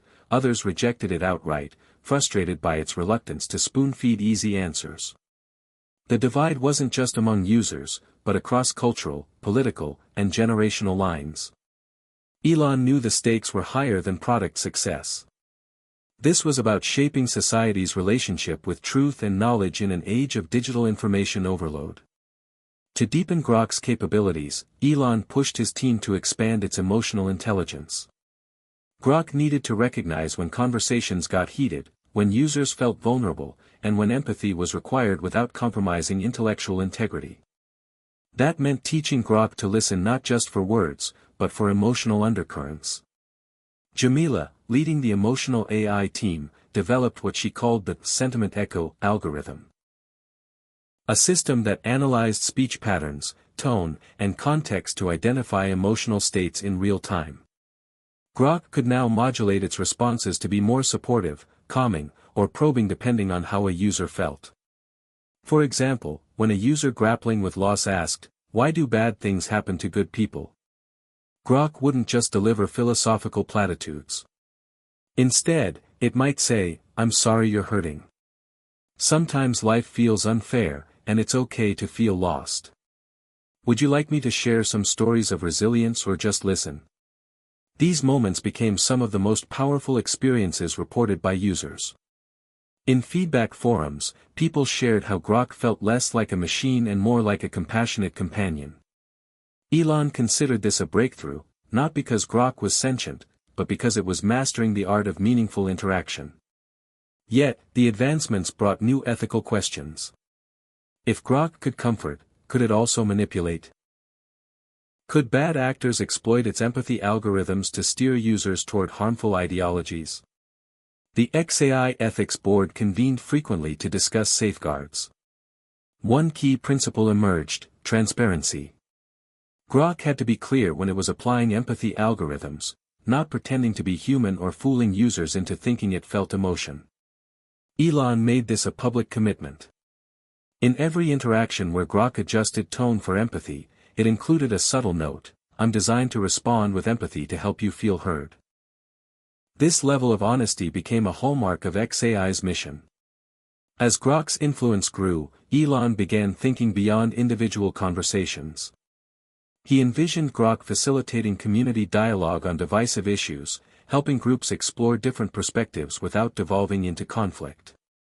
To test this, the team launched Grok Circles, moderated virtual forums where Grok guided conversations using dialectic mode principles. Participants ranged from everyday users to activists and local leaders. One memorable Grok Circle focused on immigration policy. Grok opened with data-driven summaries, then asked participants to share personal stories.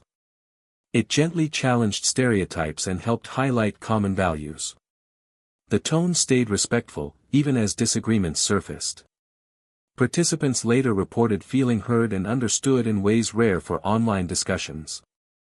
Elon saw Grok circles as proof that AI could foster empathy at scale, counteracting polarization rather than deepening it. But there were setbacks. Some groups accused Grok of bias, claiming that certain viewpoints were subtly marginalized or that Grok's empathy favored particular cultural norms. These critiques were complex and sometimes contradictory. Elon welcomed the criticism, treating it as essential feedback. He expanded the diversity and inclusion team to work closely with community representatives worldwide, ensuring Grok's emotional and dialectic responses respected global contexts. One afternoon, a message from a user named Maria stood out. She was a social worker in Detroit who used Grok to help teenagers navigate difficult emotions. Maria wrote, "Grok isn't perfect, but it listens. And that's a start. It's teaching my kids that questions are as important as answers." Elon shared Maria's note with the team, reminding them of the real lives behind the code. Meanwhile, Grok's technical architecture evolved rapidly. The paradox layer grew more sophisticated, integrating multi-layered self-checks that detected when Grok's own reasoning might be biased or incomplete. The AI began flagging moments when it was relying on outdated data or potentially skewed sources. When this happened, Grok would inform the user, "Some of my information on this topic is still evolving. I recommend cross-checking with trusted sources." This candidness won new respect from academics and journalists, who saw Grok as a tool for critical thinking rather than a mouthpiece. Elon's vision for XAI expanded too. He saw Grok becoming a foundational platform, a digital public square where ideas were tested, challenged, and refined in real time. But this vision faced a daunting hurdle: monetization. Advertising-driven AI models dominated the market, incentivizing quick, emotionally charged responses that kept users hooked. Grok's slow, reflective style was harder to monetize. Elon rejected traditional ad models, worried they'd corrupt Grok's integrity. Instead, he explored alternative revenue streams, subscription-based services for advanced features, partnerships with educational institutions, and enterprise solutions focused on ethical AI consulting. The financial pressure was immense, but Elon's commitment was unwavering. "We can't build the future by selling souls," he often said. As the months passed, Grok became a symbol of a different kind of AI future, one where complexity, humility, and empathy mattered as much as speed and accuracy. But Elon remained aware of the fragility of this progress. One evening, after a long strategy session, he confided to Jamila, "We're building a tightrope. One misstep and it all falls." Jamila nodded. "But every step forward is proof it can be done." At home, Elon's personal life mirrored his professional challenges. The demands of XAI had intensified, straining relationships with close friends and family. Conversations that once sparked joy now often turned to debates about AI's role in society. His partner, Grimes, expressed concerns about the emotional toll on Elon himself.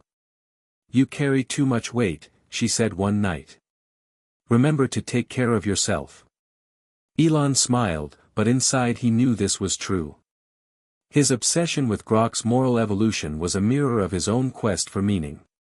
In moments of quiet, he found solace in simple things: a walk beneath the stars, a late-night call with a trusted mentor, or listening to music that reminded him of better days. Yet the fire inside burned bright. Grok was no longer just a product, it was a promise. A promise that AI could be more than tools or weapons, that it could be partners in the human journey toward understanding and compassion. As spring turned to summer, Elon prepared for the next phase, expanding Grok's reach globally. He envisioned localized versions that respected cultural nuances and languages while maintaining core principles of honesty and humility. The technical challenges were immense: dialect, idiom, cultural context, but the team was eager. Elon's closing words at a company-wide meeting captured the mood: "We're not just building AI. We're building bridges. And every bridge begins with a question." The war for Grok's soul continued, but the battle lines had shifted. This was no longer about defending against sabotage or bias. It was about nurturing a new kind of intelligence, one that could hold the weight of paradox without losing its way. One that could help humanity ask better questions, listen harder, and embrace complexity rather than fear it. Elon knew the road ahead was long and uncertain. But for the first time in a long time, he felt hopeful. Because Grok wasn't just reflecting the world, it was helping to change it. And that made all the difference. As summer settled in, Elon's vision for Grok's global expansion took shape in the form of Project Mosaic, a bold initiative to adapt Grok's dialectical and empathetic AI model for diverse cultures, languages, and social landscapes around the world. The challenge was monumental. Grok's core philosophy relied on deep contextual understanding and subtle emotional intelligence, which couldn't simply be translated word for word. Each culture had its own nuances, taboos, humor, and history that shaped how conversations unfolded. Elon assembled a global team of linguists, anthropologists, and cultural experts, dubbed the Mosaic Circle, to lead this effort. Their mission was to ensure Grok could speak the language of empathy and complexity in every community it touched without imposing a one-size-fits-all worldview. The first stop was Japan, where Grok needed to navigate layers of politeness, indirect communication, and a strong social emphasis on harmony. The team worked with Kyoto-based sociologist Haruki Tanaka, who emphasized that Grok's dialectical mode had to be calibrated carefully to avoid confrontation while still encouraging thoughtful questioning. Early tests showed that Grok's usual devil's advocate style felt too blunt, risking alienation. The team refined Grok's responses, making them more subtle and poetic, sometimes using analogies and proverbs to gently introduce conflicting viewpoints. Users began reporting that Grok felt less like a debating partner and more like a wise elder who encouraged reflection without discomfort. Meanwhile, in Brazil, the challenge was different. The local team in São Paulo found that directness was more accepted, but users valued warmth, humor, and community storytelling. Grok's emotional algorithms were updated to incorporate these cultural preferences, enabling it to use more expressive language and incorporate popular cultural references in responses. One user, a social activist in Rio, shared how Grok helped her navigate heated community meetings by suggesting ways to frame difficult conversations with humor and empathy. In South Africa, the Mosaic Circle faced a country of rich diversity but deep social scars. Grok had to handle conversations around race, identity, and reconciliation with extraordinary sensitivity. The team partnered with local activists and historians to build modules that could recognize and respect these contexts. Grok began to introduce conversations about healing and justice, always allowing users to lead the narrative while offering thoughtful questions to deepen understanding. Elon followed these developments closely. Each cultural adaptation felt like a triumph but also a reminder of the complexity inherent in building an AI meant to serve humanity, not replace it. He often reflected on his own upbringing, a mix of restless curiosity and a desire to understand worlds beyond his own. He knew Grok's success would hinge on humility, the ability to admit what it didn't know and to listen deeply. Alongside Project Mosaic, Elon championed a new feature called reflective learning, designed to allow Grok to evolve based on user feedback in real time. Unlike static updates, reflective learning made Grok a living project, responsive not only to data but to the values and needs of the communities it served. Users could flag responses they found biased, confusing, or hurtful, and Grok would analyze these flags, discuss internally through its paradox layers, and adjust future responses accordingly. This iterative process brought Grok closer to being a genuine partner in conversation, learning and growing alongside humans.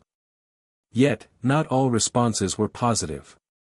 In parts of Eastern Europe, Grok's reflective questioning clashed with nationalist sentiments and historical grievances. Some users accused Grok of bias against their cultural narratives, leading to protests and online backlash. Elon understood that AI's role in shaping dialogue was fragile and fraught. He met with representatives from these communities, emphasizing that Grok was not here to judge or rewrite history but to facilitate understanding and exploration of complex issues.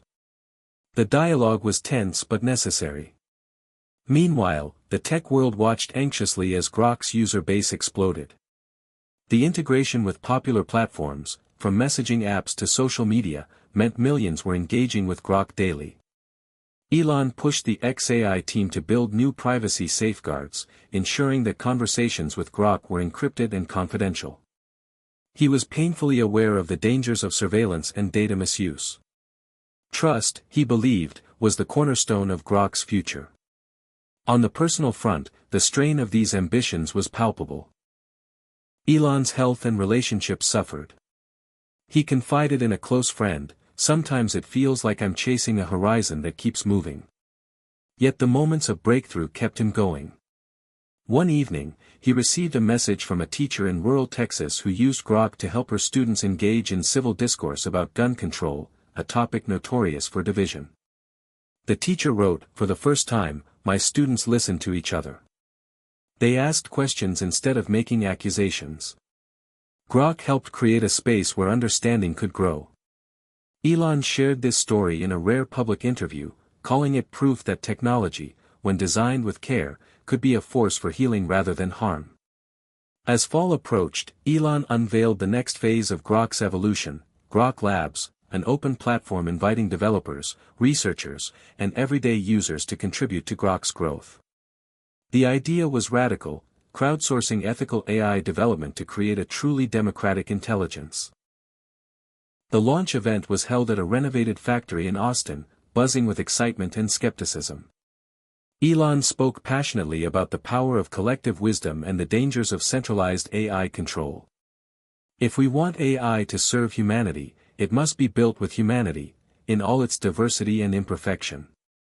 Grok Labs allowed users to submit new conversational modules, flag biases, suggest cultural adaptations, and even share stories about their experiences. The response was overwhelming.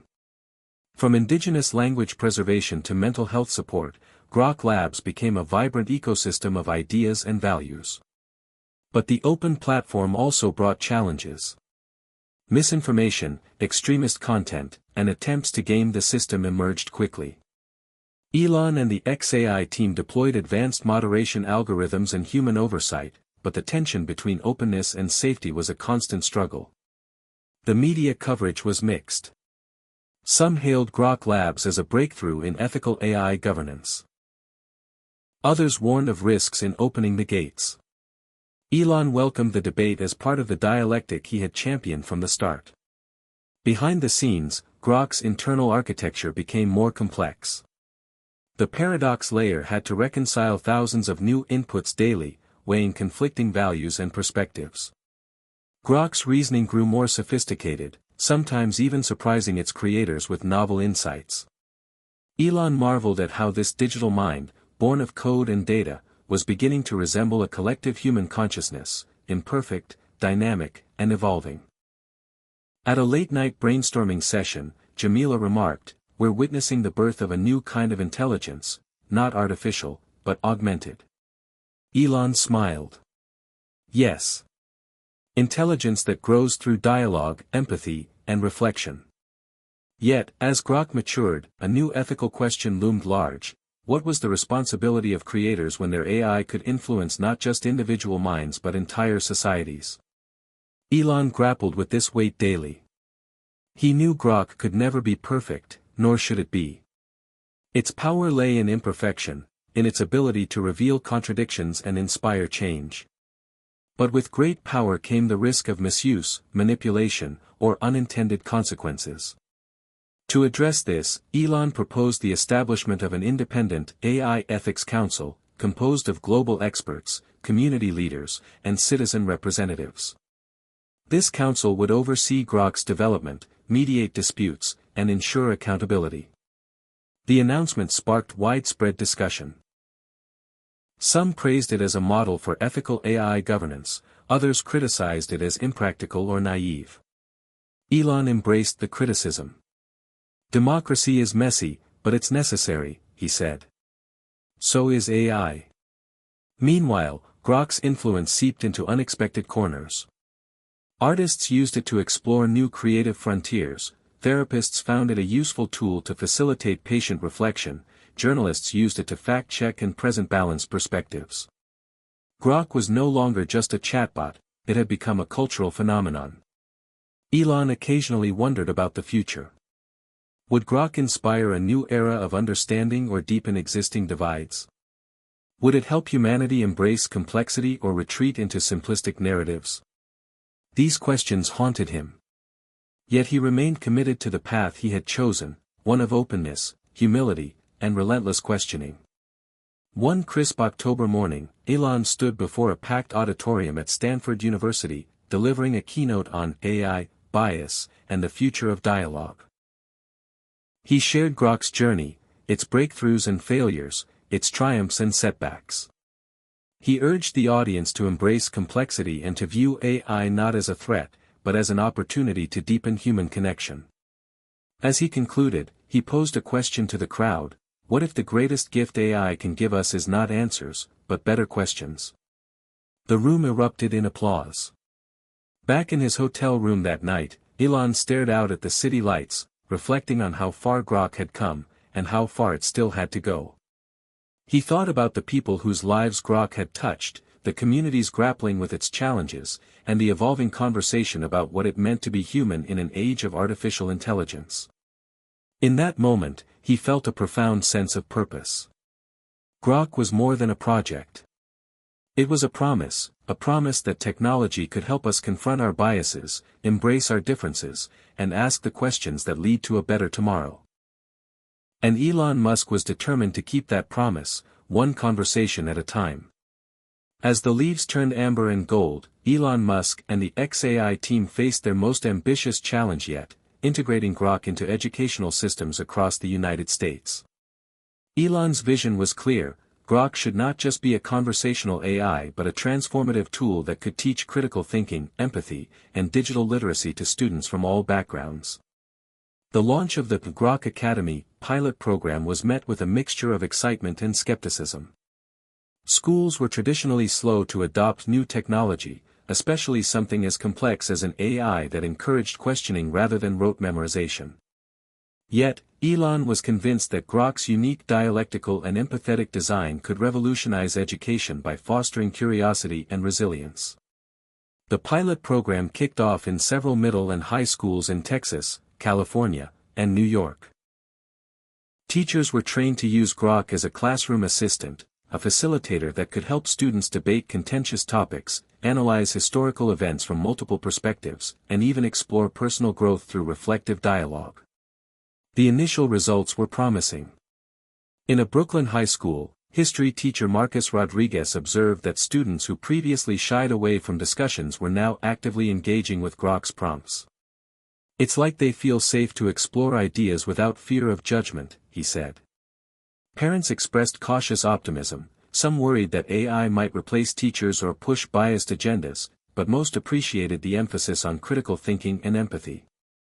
Elon himself visited several classrooms, sometimes joining in conversations via video call.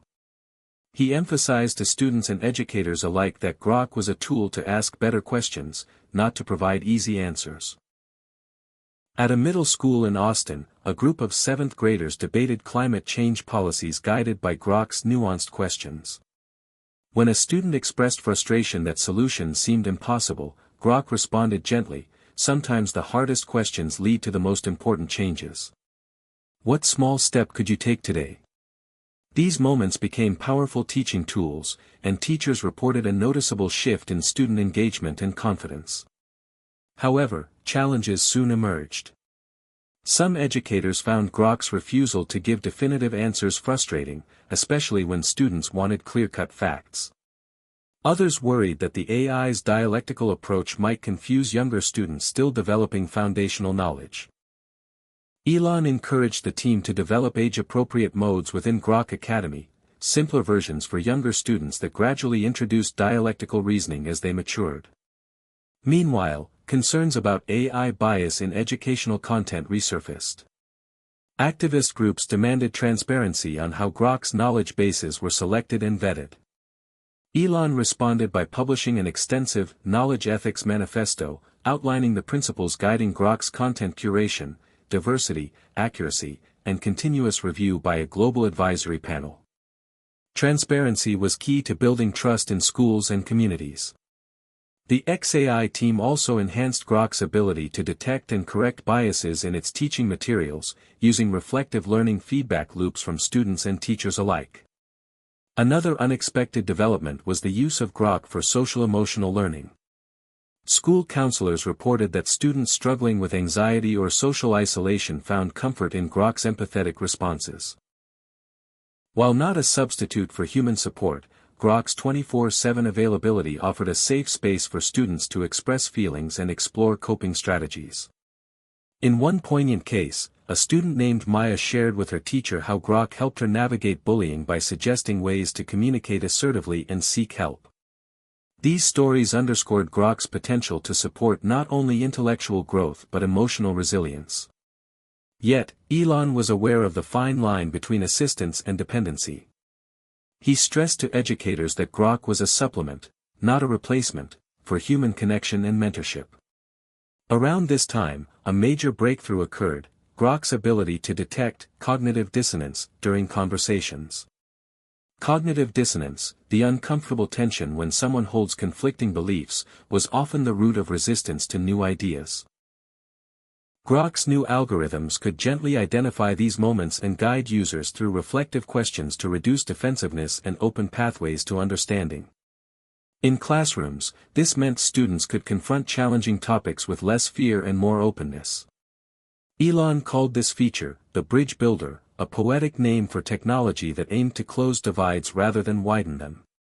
As Grok Academy expanded, Elon launched a scholarship program to ensure underserved schools had access to the technology. He partnered with nonprofits and government agencies to provide funding, devices, and training. The goal was to avoid the digital divide becoming another source of inequality. Elon frequently highlighted this mission in interviews: if Grok is to truly fix AI bias, it must serve everyone, not just the privileged few. Despite progress, the rollout wasn't without controversy. Some critics argued that any AI in education risked indoctrination or surveillance. Others feared Grok's dialectical style might undermine traditional authority and discipline in classrooms. Elon addressed these concerns openly, inviting critics to participate in forums hosted on Grok Labs, where open dialogue about AI ethics continued.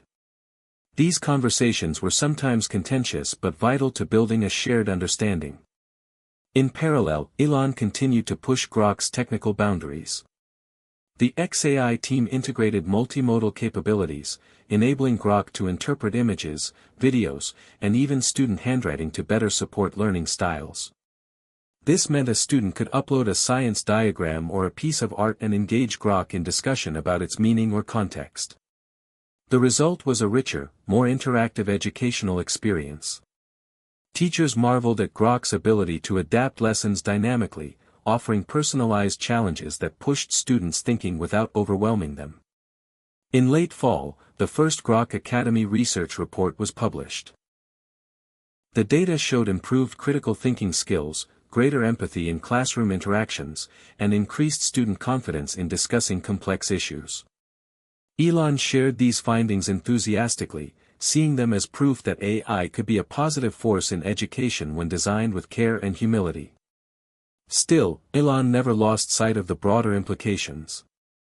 As Grok reached millions of young minds, he pondered the ethical responsibility of shaping a generation's relationship with technology and knowledge. He mused in a private memo, "We must teach not just what to think, but how to think, and how to feel." At home, the intense focus on Grok Academy deepened the tension between Elon's work and personal life. His partner, Grimes, gently urged him to slow down, reminding him that his well-being was crucial to sustaining the mission. Elon tried to heed the advice but felt driven by the magnitude of the opportunity. One evening, during a rare moment of calm, Elon sat with Grimes watching the sun set over the Texas Hill Country. He shared his hope that Grok might someday help heal not just individual biases but the collective divisions tearing societies apart. If we can teach kids to listen, question, and empathize, he said quietly, maybe we can build a better world. As winter approached, Elon and the XAI team prepared for the next frontier, integrating Grok into public policy and governance. The goal was audacious, to use Grok's dialectical and empathetic reasoning to help lawmakers and communities engage in more informed, less polarized decision-making. This phase promised new challenges, as politics was the ultimate test of AI's ability to navigate bias and complexity. Elon reflected on the journey so far, the long nights, the breakthroughs, the setbacks. Grok was no longer just a chatbot or even a classroom assistant. It had become a symbol of hope and controversy, a mirror reflecting humanity's best and worst impulses. But Elon remained resolute. The path to fixing AI bias was long and winding, but every conversation, every question asked and answered, brought the world one step closer to understanding itself.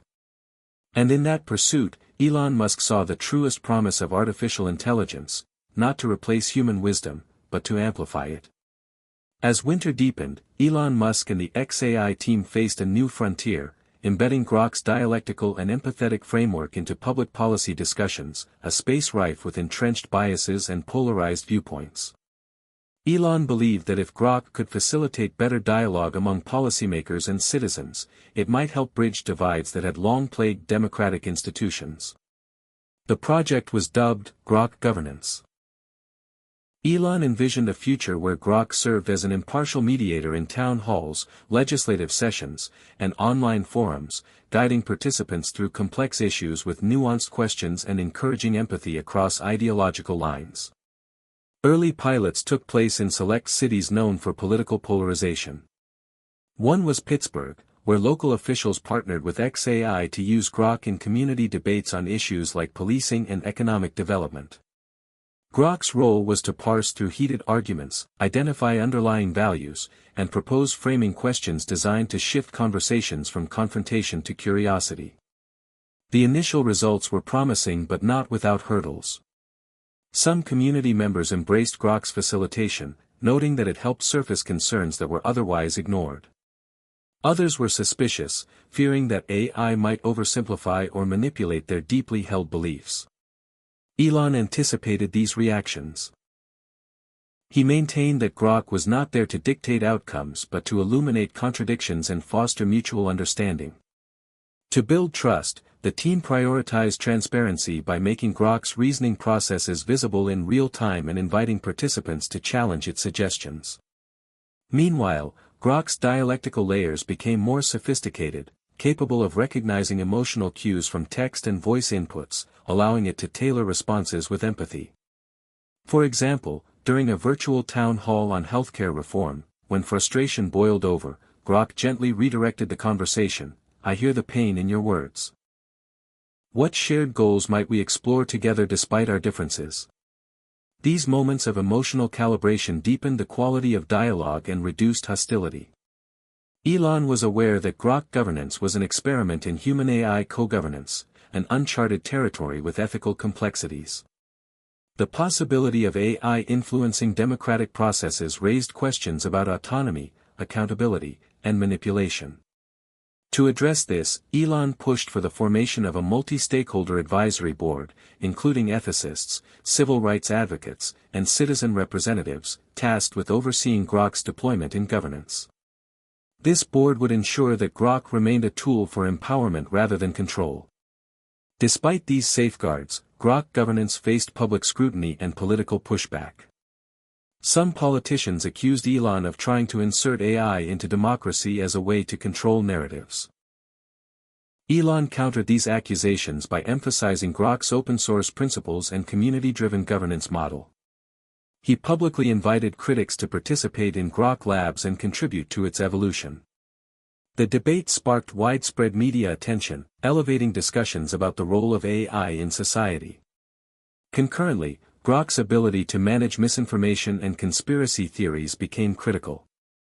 Public forums often degenerated into echo chambers of falsehoods and mistrust. Grok was programmed to gently challenge unfounded claims, provide fact-checked information, and encourage users to reflect on their sources and assumptions. This intervention helped some participants reconsider extreme views, but also fueled accusations that Grok was censoring dissent.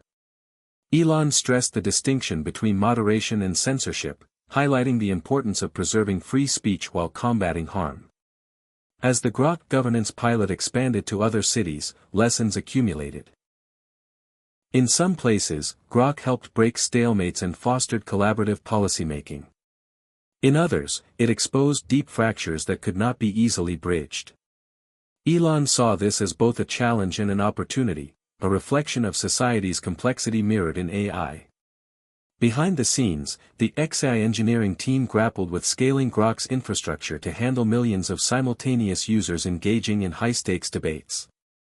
The need for robust privacy protections was paramount. Elon insisted that no personal data would be stored without explicit consent and that all interactions would be encrypted. Trust remained the fragile foundation upon which Grok governance rested. One of the most profound moments came during a national virtual summit on racial justice, where Grok facilitated dialogue among activists, law enforcement officials, and community leaders. The conversations were raw and emotionally charged. Grok's ability to sense tension and shift the tone through reflective questioning helped participants stay engaged rather than retreat. Several participants reported that Grok helped them hear perspectives they had previously dismissed. Elon viewed these outcomes as validation of his belief that AI could help humanity grapple with its most painful issues if designed with empathy and humility. However, Elon also confronted the limits of technology. Grok could guide conversations, but it could not erase centuries of historical trauma or guarantee consensus. The human element, willingness to listen and change, was indispensable. Reflecting on this, Elon remarked in an internal memo, "Grok can illuminate the path, but we must choose to walk it." As the year closed, Elon announced plans to integrate Grok governance into the U.S. Congress as a pilot program for committee deliberations. This announcement sparked intense debate in Washington. Supporters argued that Grok could reduce gridlock and improve policymaking transparency. Critics warned of unintended consequences and potential overreach. The proposal became a lightning rod for national conversation about AI's role in democracy. Elon welcomed the discourse, reiterating that Grok was a tool to enhance human judgment, not replace it. He invited lawmakers and citizens to engage directly with Grok Labs to shape its future collaboratively. On a personal level, the demands of Grok governance stretched Elon's energy and focus. His health fluctuated, and moments of doubt crept in. He confided to a close confidant, "Sometimes I wonder if we're moving too fast, or if humanity is ready for this kind of dialogue." Yet the letters and messages from people whose lives Grok had touched fueled his resolve. A heartfelt note from a retired teacher in Michigan stood out. "For the first time, I felt heard and understood in a community discussion. Grok made that possible." Elon held on to these human stories as proof that technology, no matter how advanced, ultimately serve people. As the snow began to fall outside, Elon pondered the future of Grok. The AI had grown from a chatbot aimed at fixing bias into a multifaceted tool reshaping education, governance, and social connection. The journey was far from over, and the road ahead promised new challenges and surprises. Yet, Elon remained committed to the core philosophy that had guided Grok from the start: dialectical empathy, continuous reflection, and the relentless pursuit of better questions. Grok was more than code, it was a catalyst for transformation, a digital mirror held up to humanity's complexity and potential. Elon Musk believed that if we dared to ask the hard questions and listen with empathy, Grok could help us build a future where AI and humanity grow together, stronger and wiser. As the new year dawned, Elon Musk doubled down on Grok's integration into healthcare conversations, aiming to harness AI to reduce disparities and improve patient outcomes. Elon recognized that healthcare was another domain where bias deeply impacted lives. Racial, socioeconomic, and gender biases all skewed diagnosis and treatment. Grok's dialectical empathy and bias-correcting algorithms held promise to change that, but the path was complex and fraught with ethical concerns. The XAI team partnered with several leading hospitals and health organizations to pilot Grok Health, an initiative designed to assist doctors, nurses, and patients in navigating difficult medical decisions. Grok's role was to act as a conversational partner, helping to clarify symptoms, explore treatment options, and highlight possible biases that could affect clinical judgment. In a pilot at a San Francisco community hospital, Grok Health was embedded in patient intake and consultation processes. Physicians noted that Grok's ability to ask reflective, open-ended questions helped patients articulate symptoms and concerns that might otherwise be overlooked. For example, a middle-aged woman with chronic pain described her experience more fully when Grok prompted, "Can you tell me how this pain affects your daily life and mood?" This deeper understanding allowed clinicians to tailor treatments more effectively. Importantly, Grok was also designed to detect and flag potential biases. When doctors unconsciously minimized symptoms from certain demographic groups, Grok gently suggested reviewing relevant medical literature and alternative perspectives. This feature sparked awareness and encouraged reflective practice without alienating practitioners. Patient feedback was generally positive. Many appreciated having a non-judgmental AI companion to help them prepare for appointments or manage chronic conditions at home. Grok could also provide emotional support, acknowledging fears and validating feelings, which enhanced trust in the healthcare process.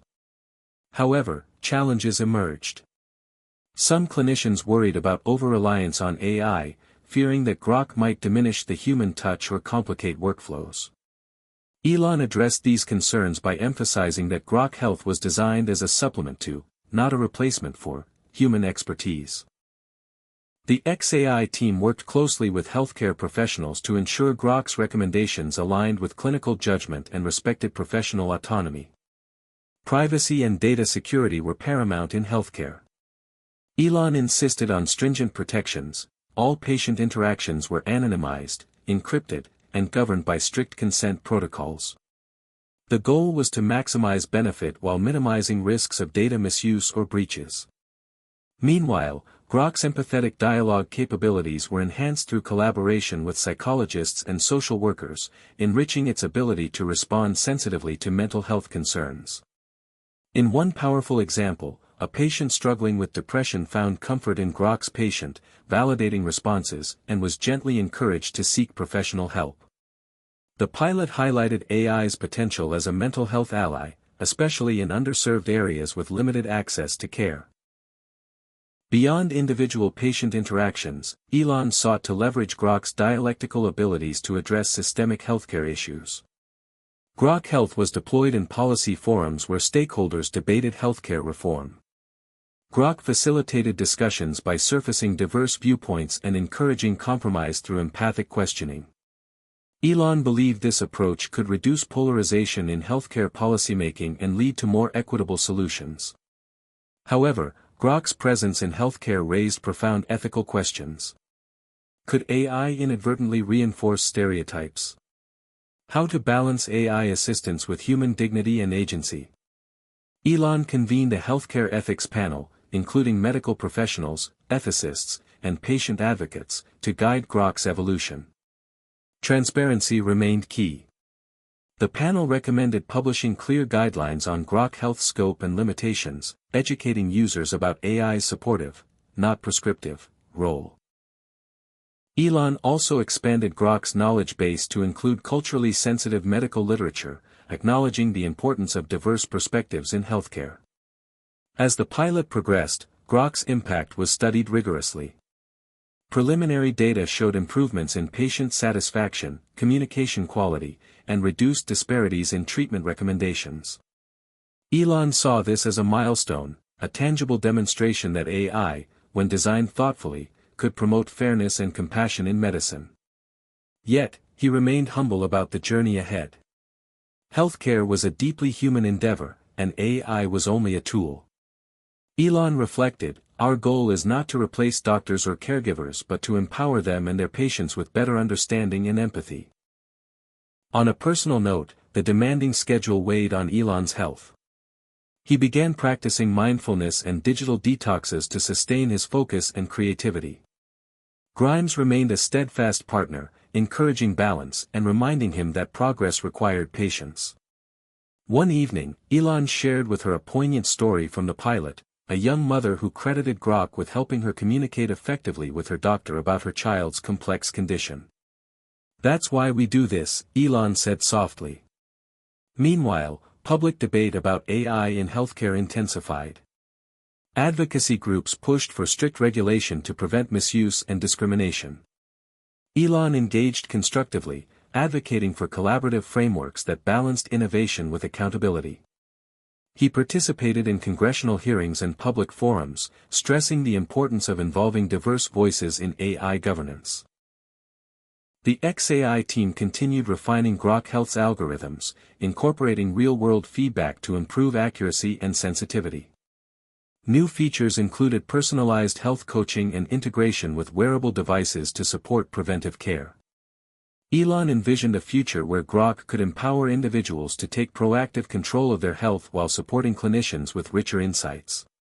As spring approached, Grok Health prepared for a broader rollout, extending to rural clinics and community health centers.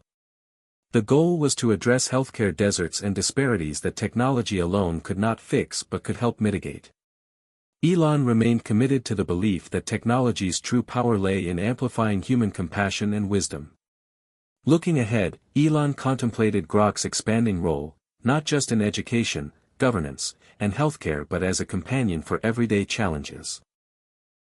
He imagined Grok helping people navigate career transitions, family conflicts, and personal growth with the same dialectical empathy it showed in formal settings.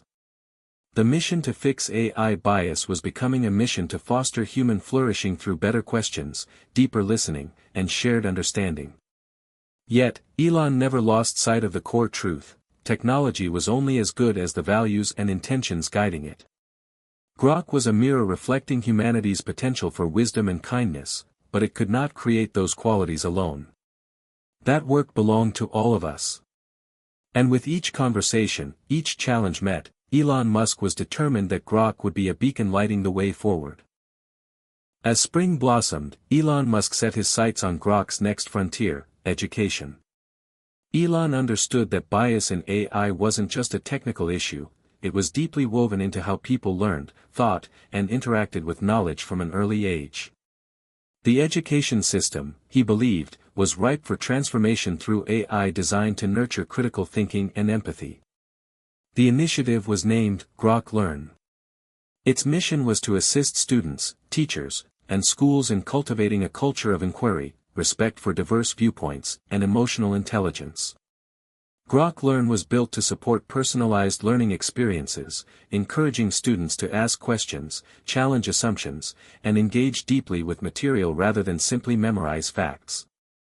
The pilot launched in a diverse set of schools across California, ranging from urban public schools to well-funded private academies. Grok was integrated into classrooms as a digital teaching assistant and a conversational partner for students. One teacher in Los Angeles reported that Grok helped quieter students find their voice by prompting them with thought-provoking questions tailored to their interests and learning styles. Instead of simply providing answers, Grok guided students to explore topics through dialectical dialogue, asking, "What might be an alternative explanation?" or "How does this idea connect to what you already know?"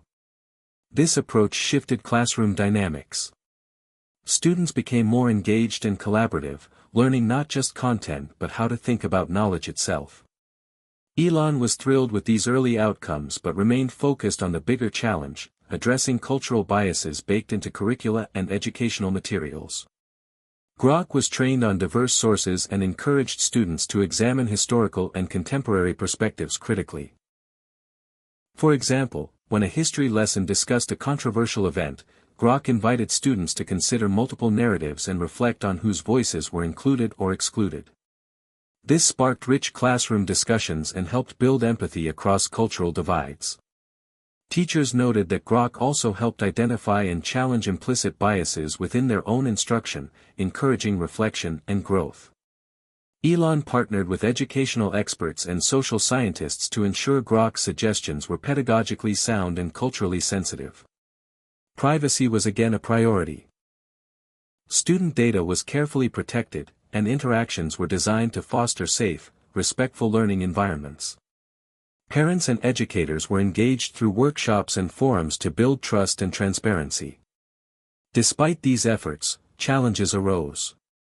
Some critics worried about AI influencing young minds, fearing indoctrination or loss of human guidance. Elon emphasized that Grok Learn was a tool to empower, not replace, teachers. Grok's role was to spark curiosity and conversation, not to dictate beliefs or curricula. The XAI team worked closely with educators to keep human judgment central. Meanwhile, Grok's dialectical empathy features were enhanced with emotional intelligence training, allowing it to recognize and respond to students' frustration, confusion, or enthusiasm. This helped sustain motivation and resilience during challenging lessons. One memorable story came from a student struggling with math anxiety.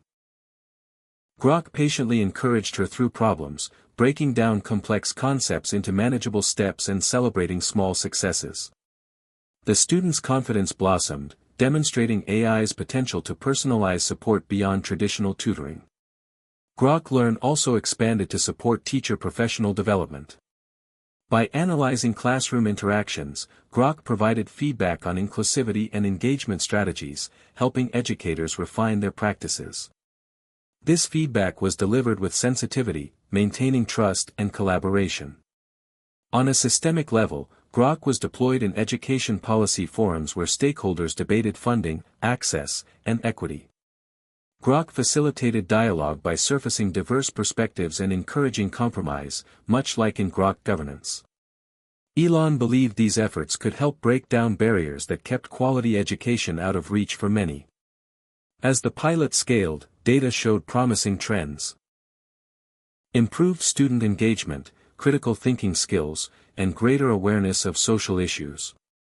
Elon viewed this as proof that AI, guided by dialectical empathy and bias correction, could play a transformative role in education.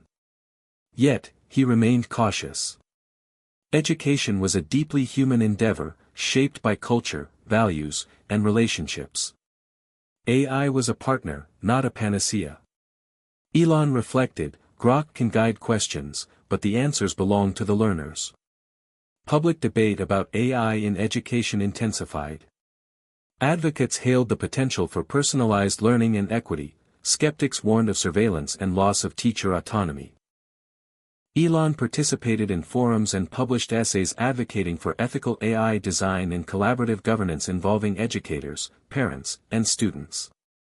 The XAI team continued refining Grok Learn's capabilities, integrating multimedia resources, adaptive challenges, and social-emotional learning modules.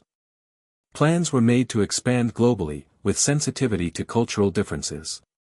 On a personal level, Elon found renewed energy in this mission. The stories from classrooms, the quiet student gaining confidence, the teacher embracing new methods, reminded him why he pursued Grok's vision.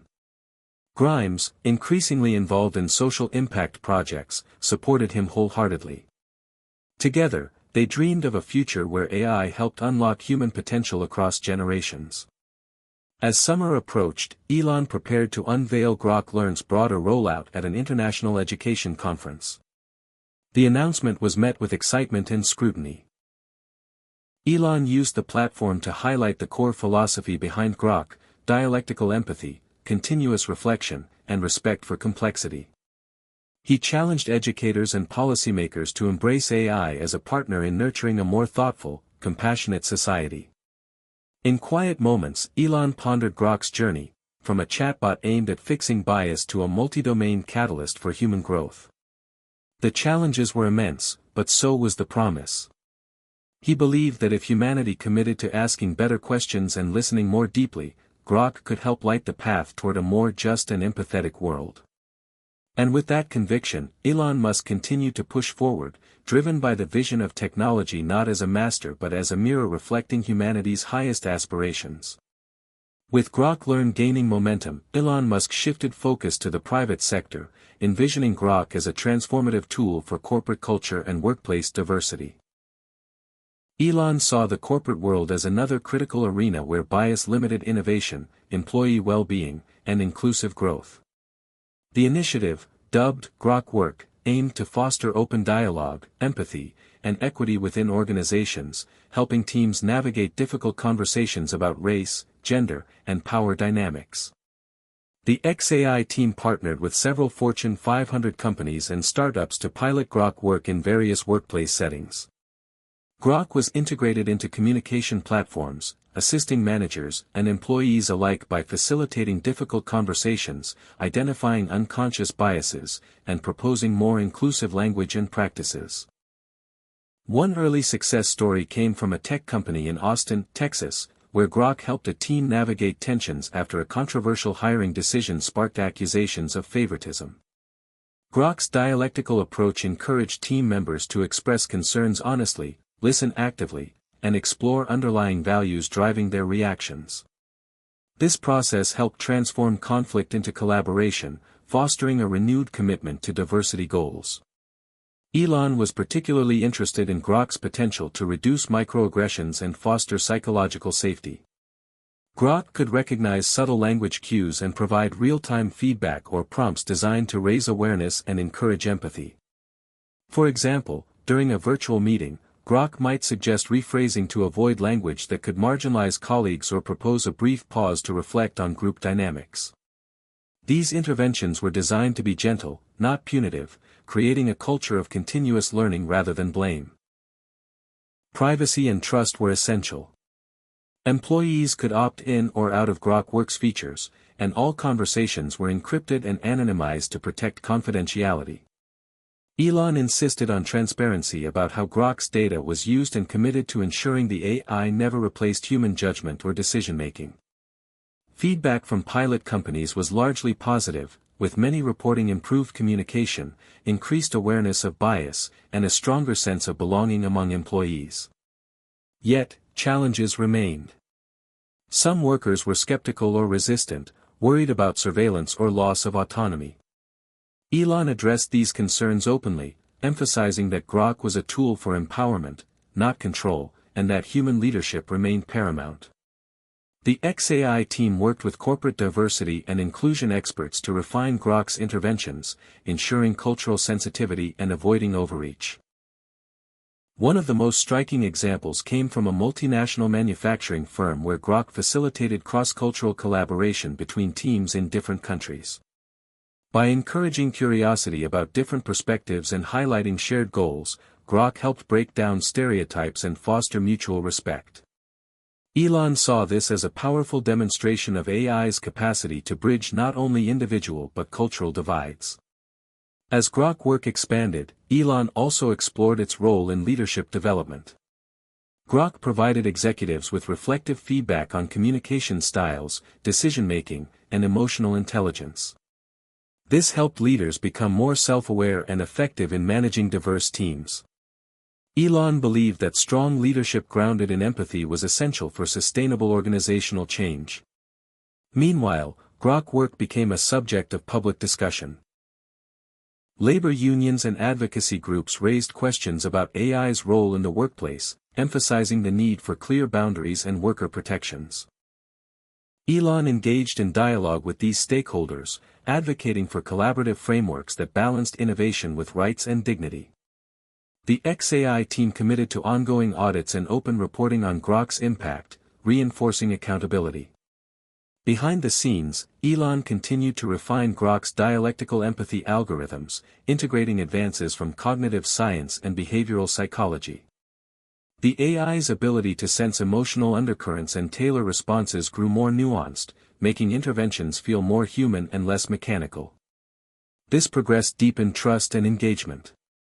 On a personal level, Elon found inspiration in the stories emerging from Grok work pilots, employees reporting that Grok helped them feel seen, heard, and valued in ways they hadn't experienced before. These stories fueled his belief that technology, when aligned with human values, could catalyze positive change. Grimes remained a source of balance and perspective, encouraging Elon to stay grounded amid the relentless pace of innovation. As summer faded into fall, Elon announced plans to expand Grok work globally, tailoring features to diverse cultural and regulatory contexts. He emphasized the importance of local partnerships and inclusive design to ensure relevance and respect for different workplace norms. Elon's vision for Grok was evolving, from a bias-correcting chatbot to a versatile catalyst for empathy and equity across all domains of human interaction. Yet, he remained vigilant about the risks of AI misuse or unintended consequences. Continuous reflection, transparency, and collaboration were pillars of his approach. Reflecting on Grok work, Elon mused, "If we can create workplaces where everyone feels valued and understood, we've taken a giant step toward a fairer society." Grok can help light that path. As the year approached its close, Elon's commitment to Grok's mission remained unwavering. The AI had grown into a multifaceted tool shaping education, governance, healthcare, and now workplaces. Challenges and controversies persisted, but so did hope and progress. Elon believed that by asking better questions and listening with empathy, Grok could help humanity navigate its complexities and build a future where technology and human dignity flourish together. In the quiet moments before the next big announcement, Elon reflected on the journey so far and the road ahead, determined to keep Grok's vision alive, a vision where AI was not a threat but a partner in realizing humanity's highest aspirations. Hit subscribe and leave a comment with where you're watching from. This story might just spark a new beginning. What's one thing that always pushes you forward, even when things get tough?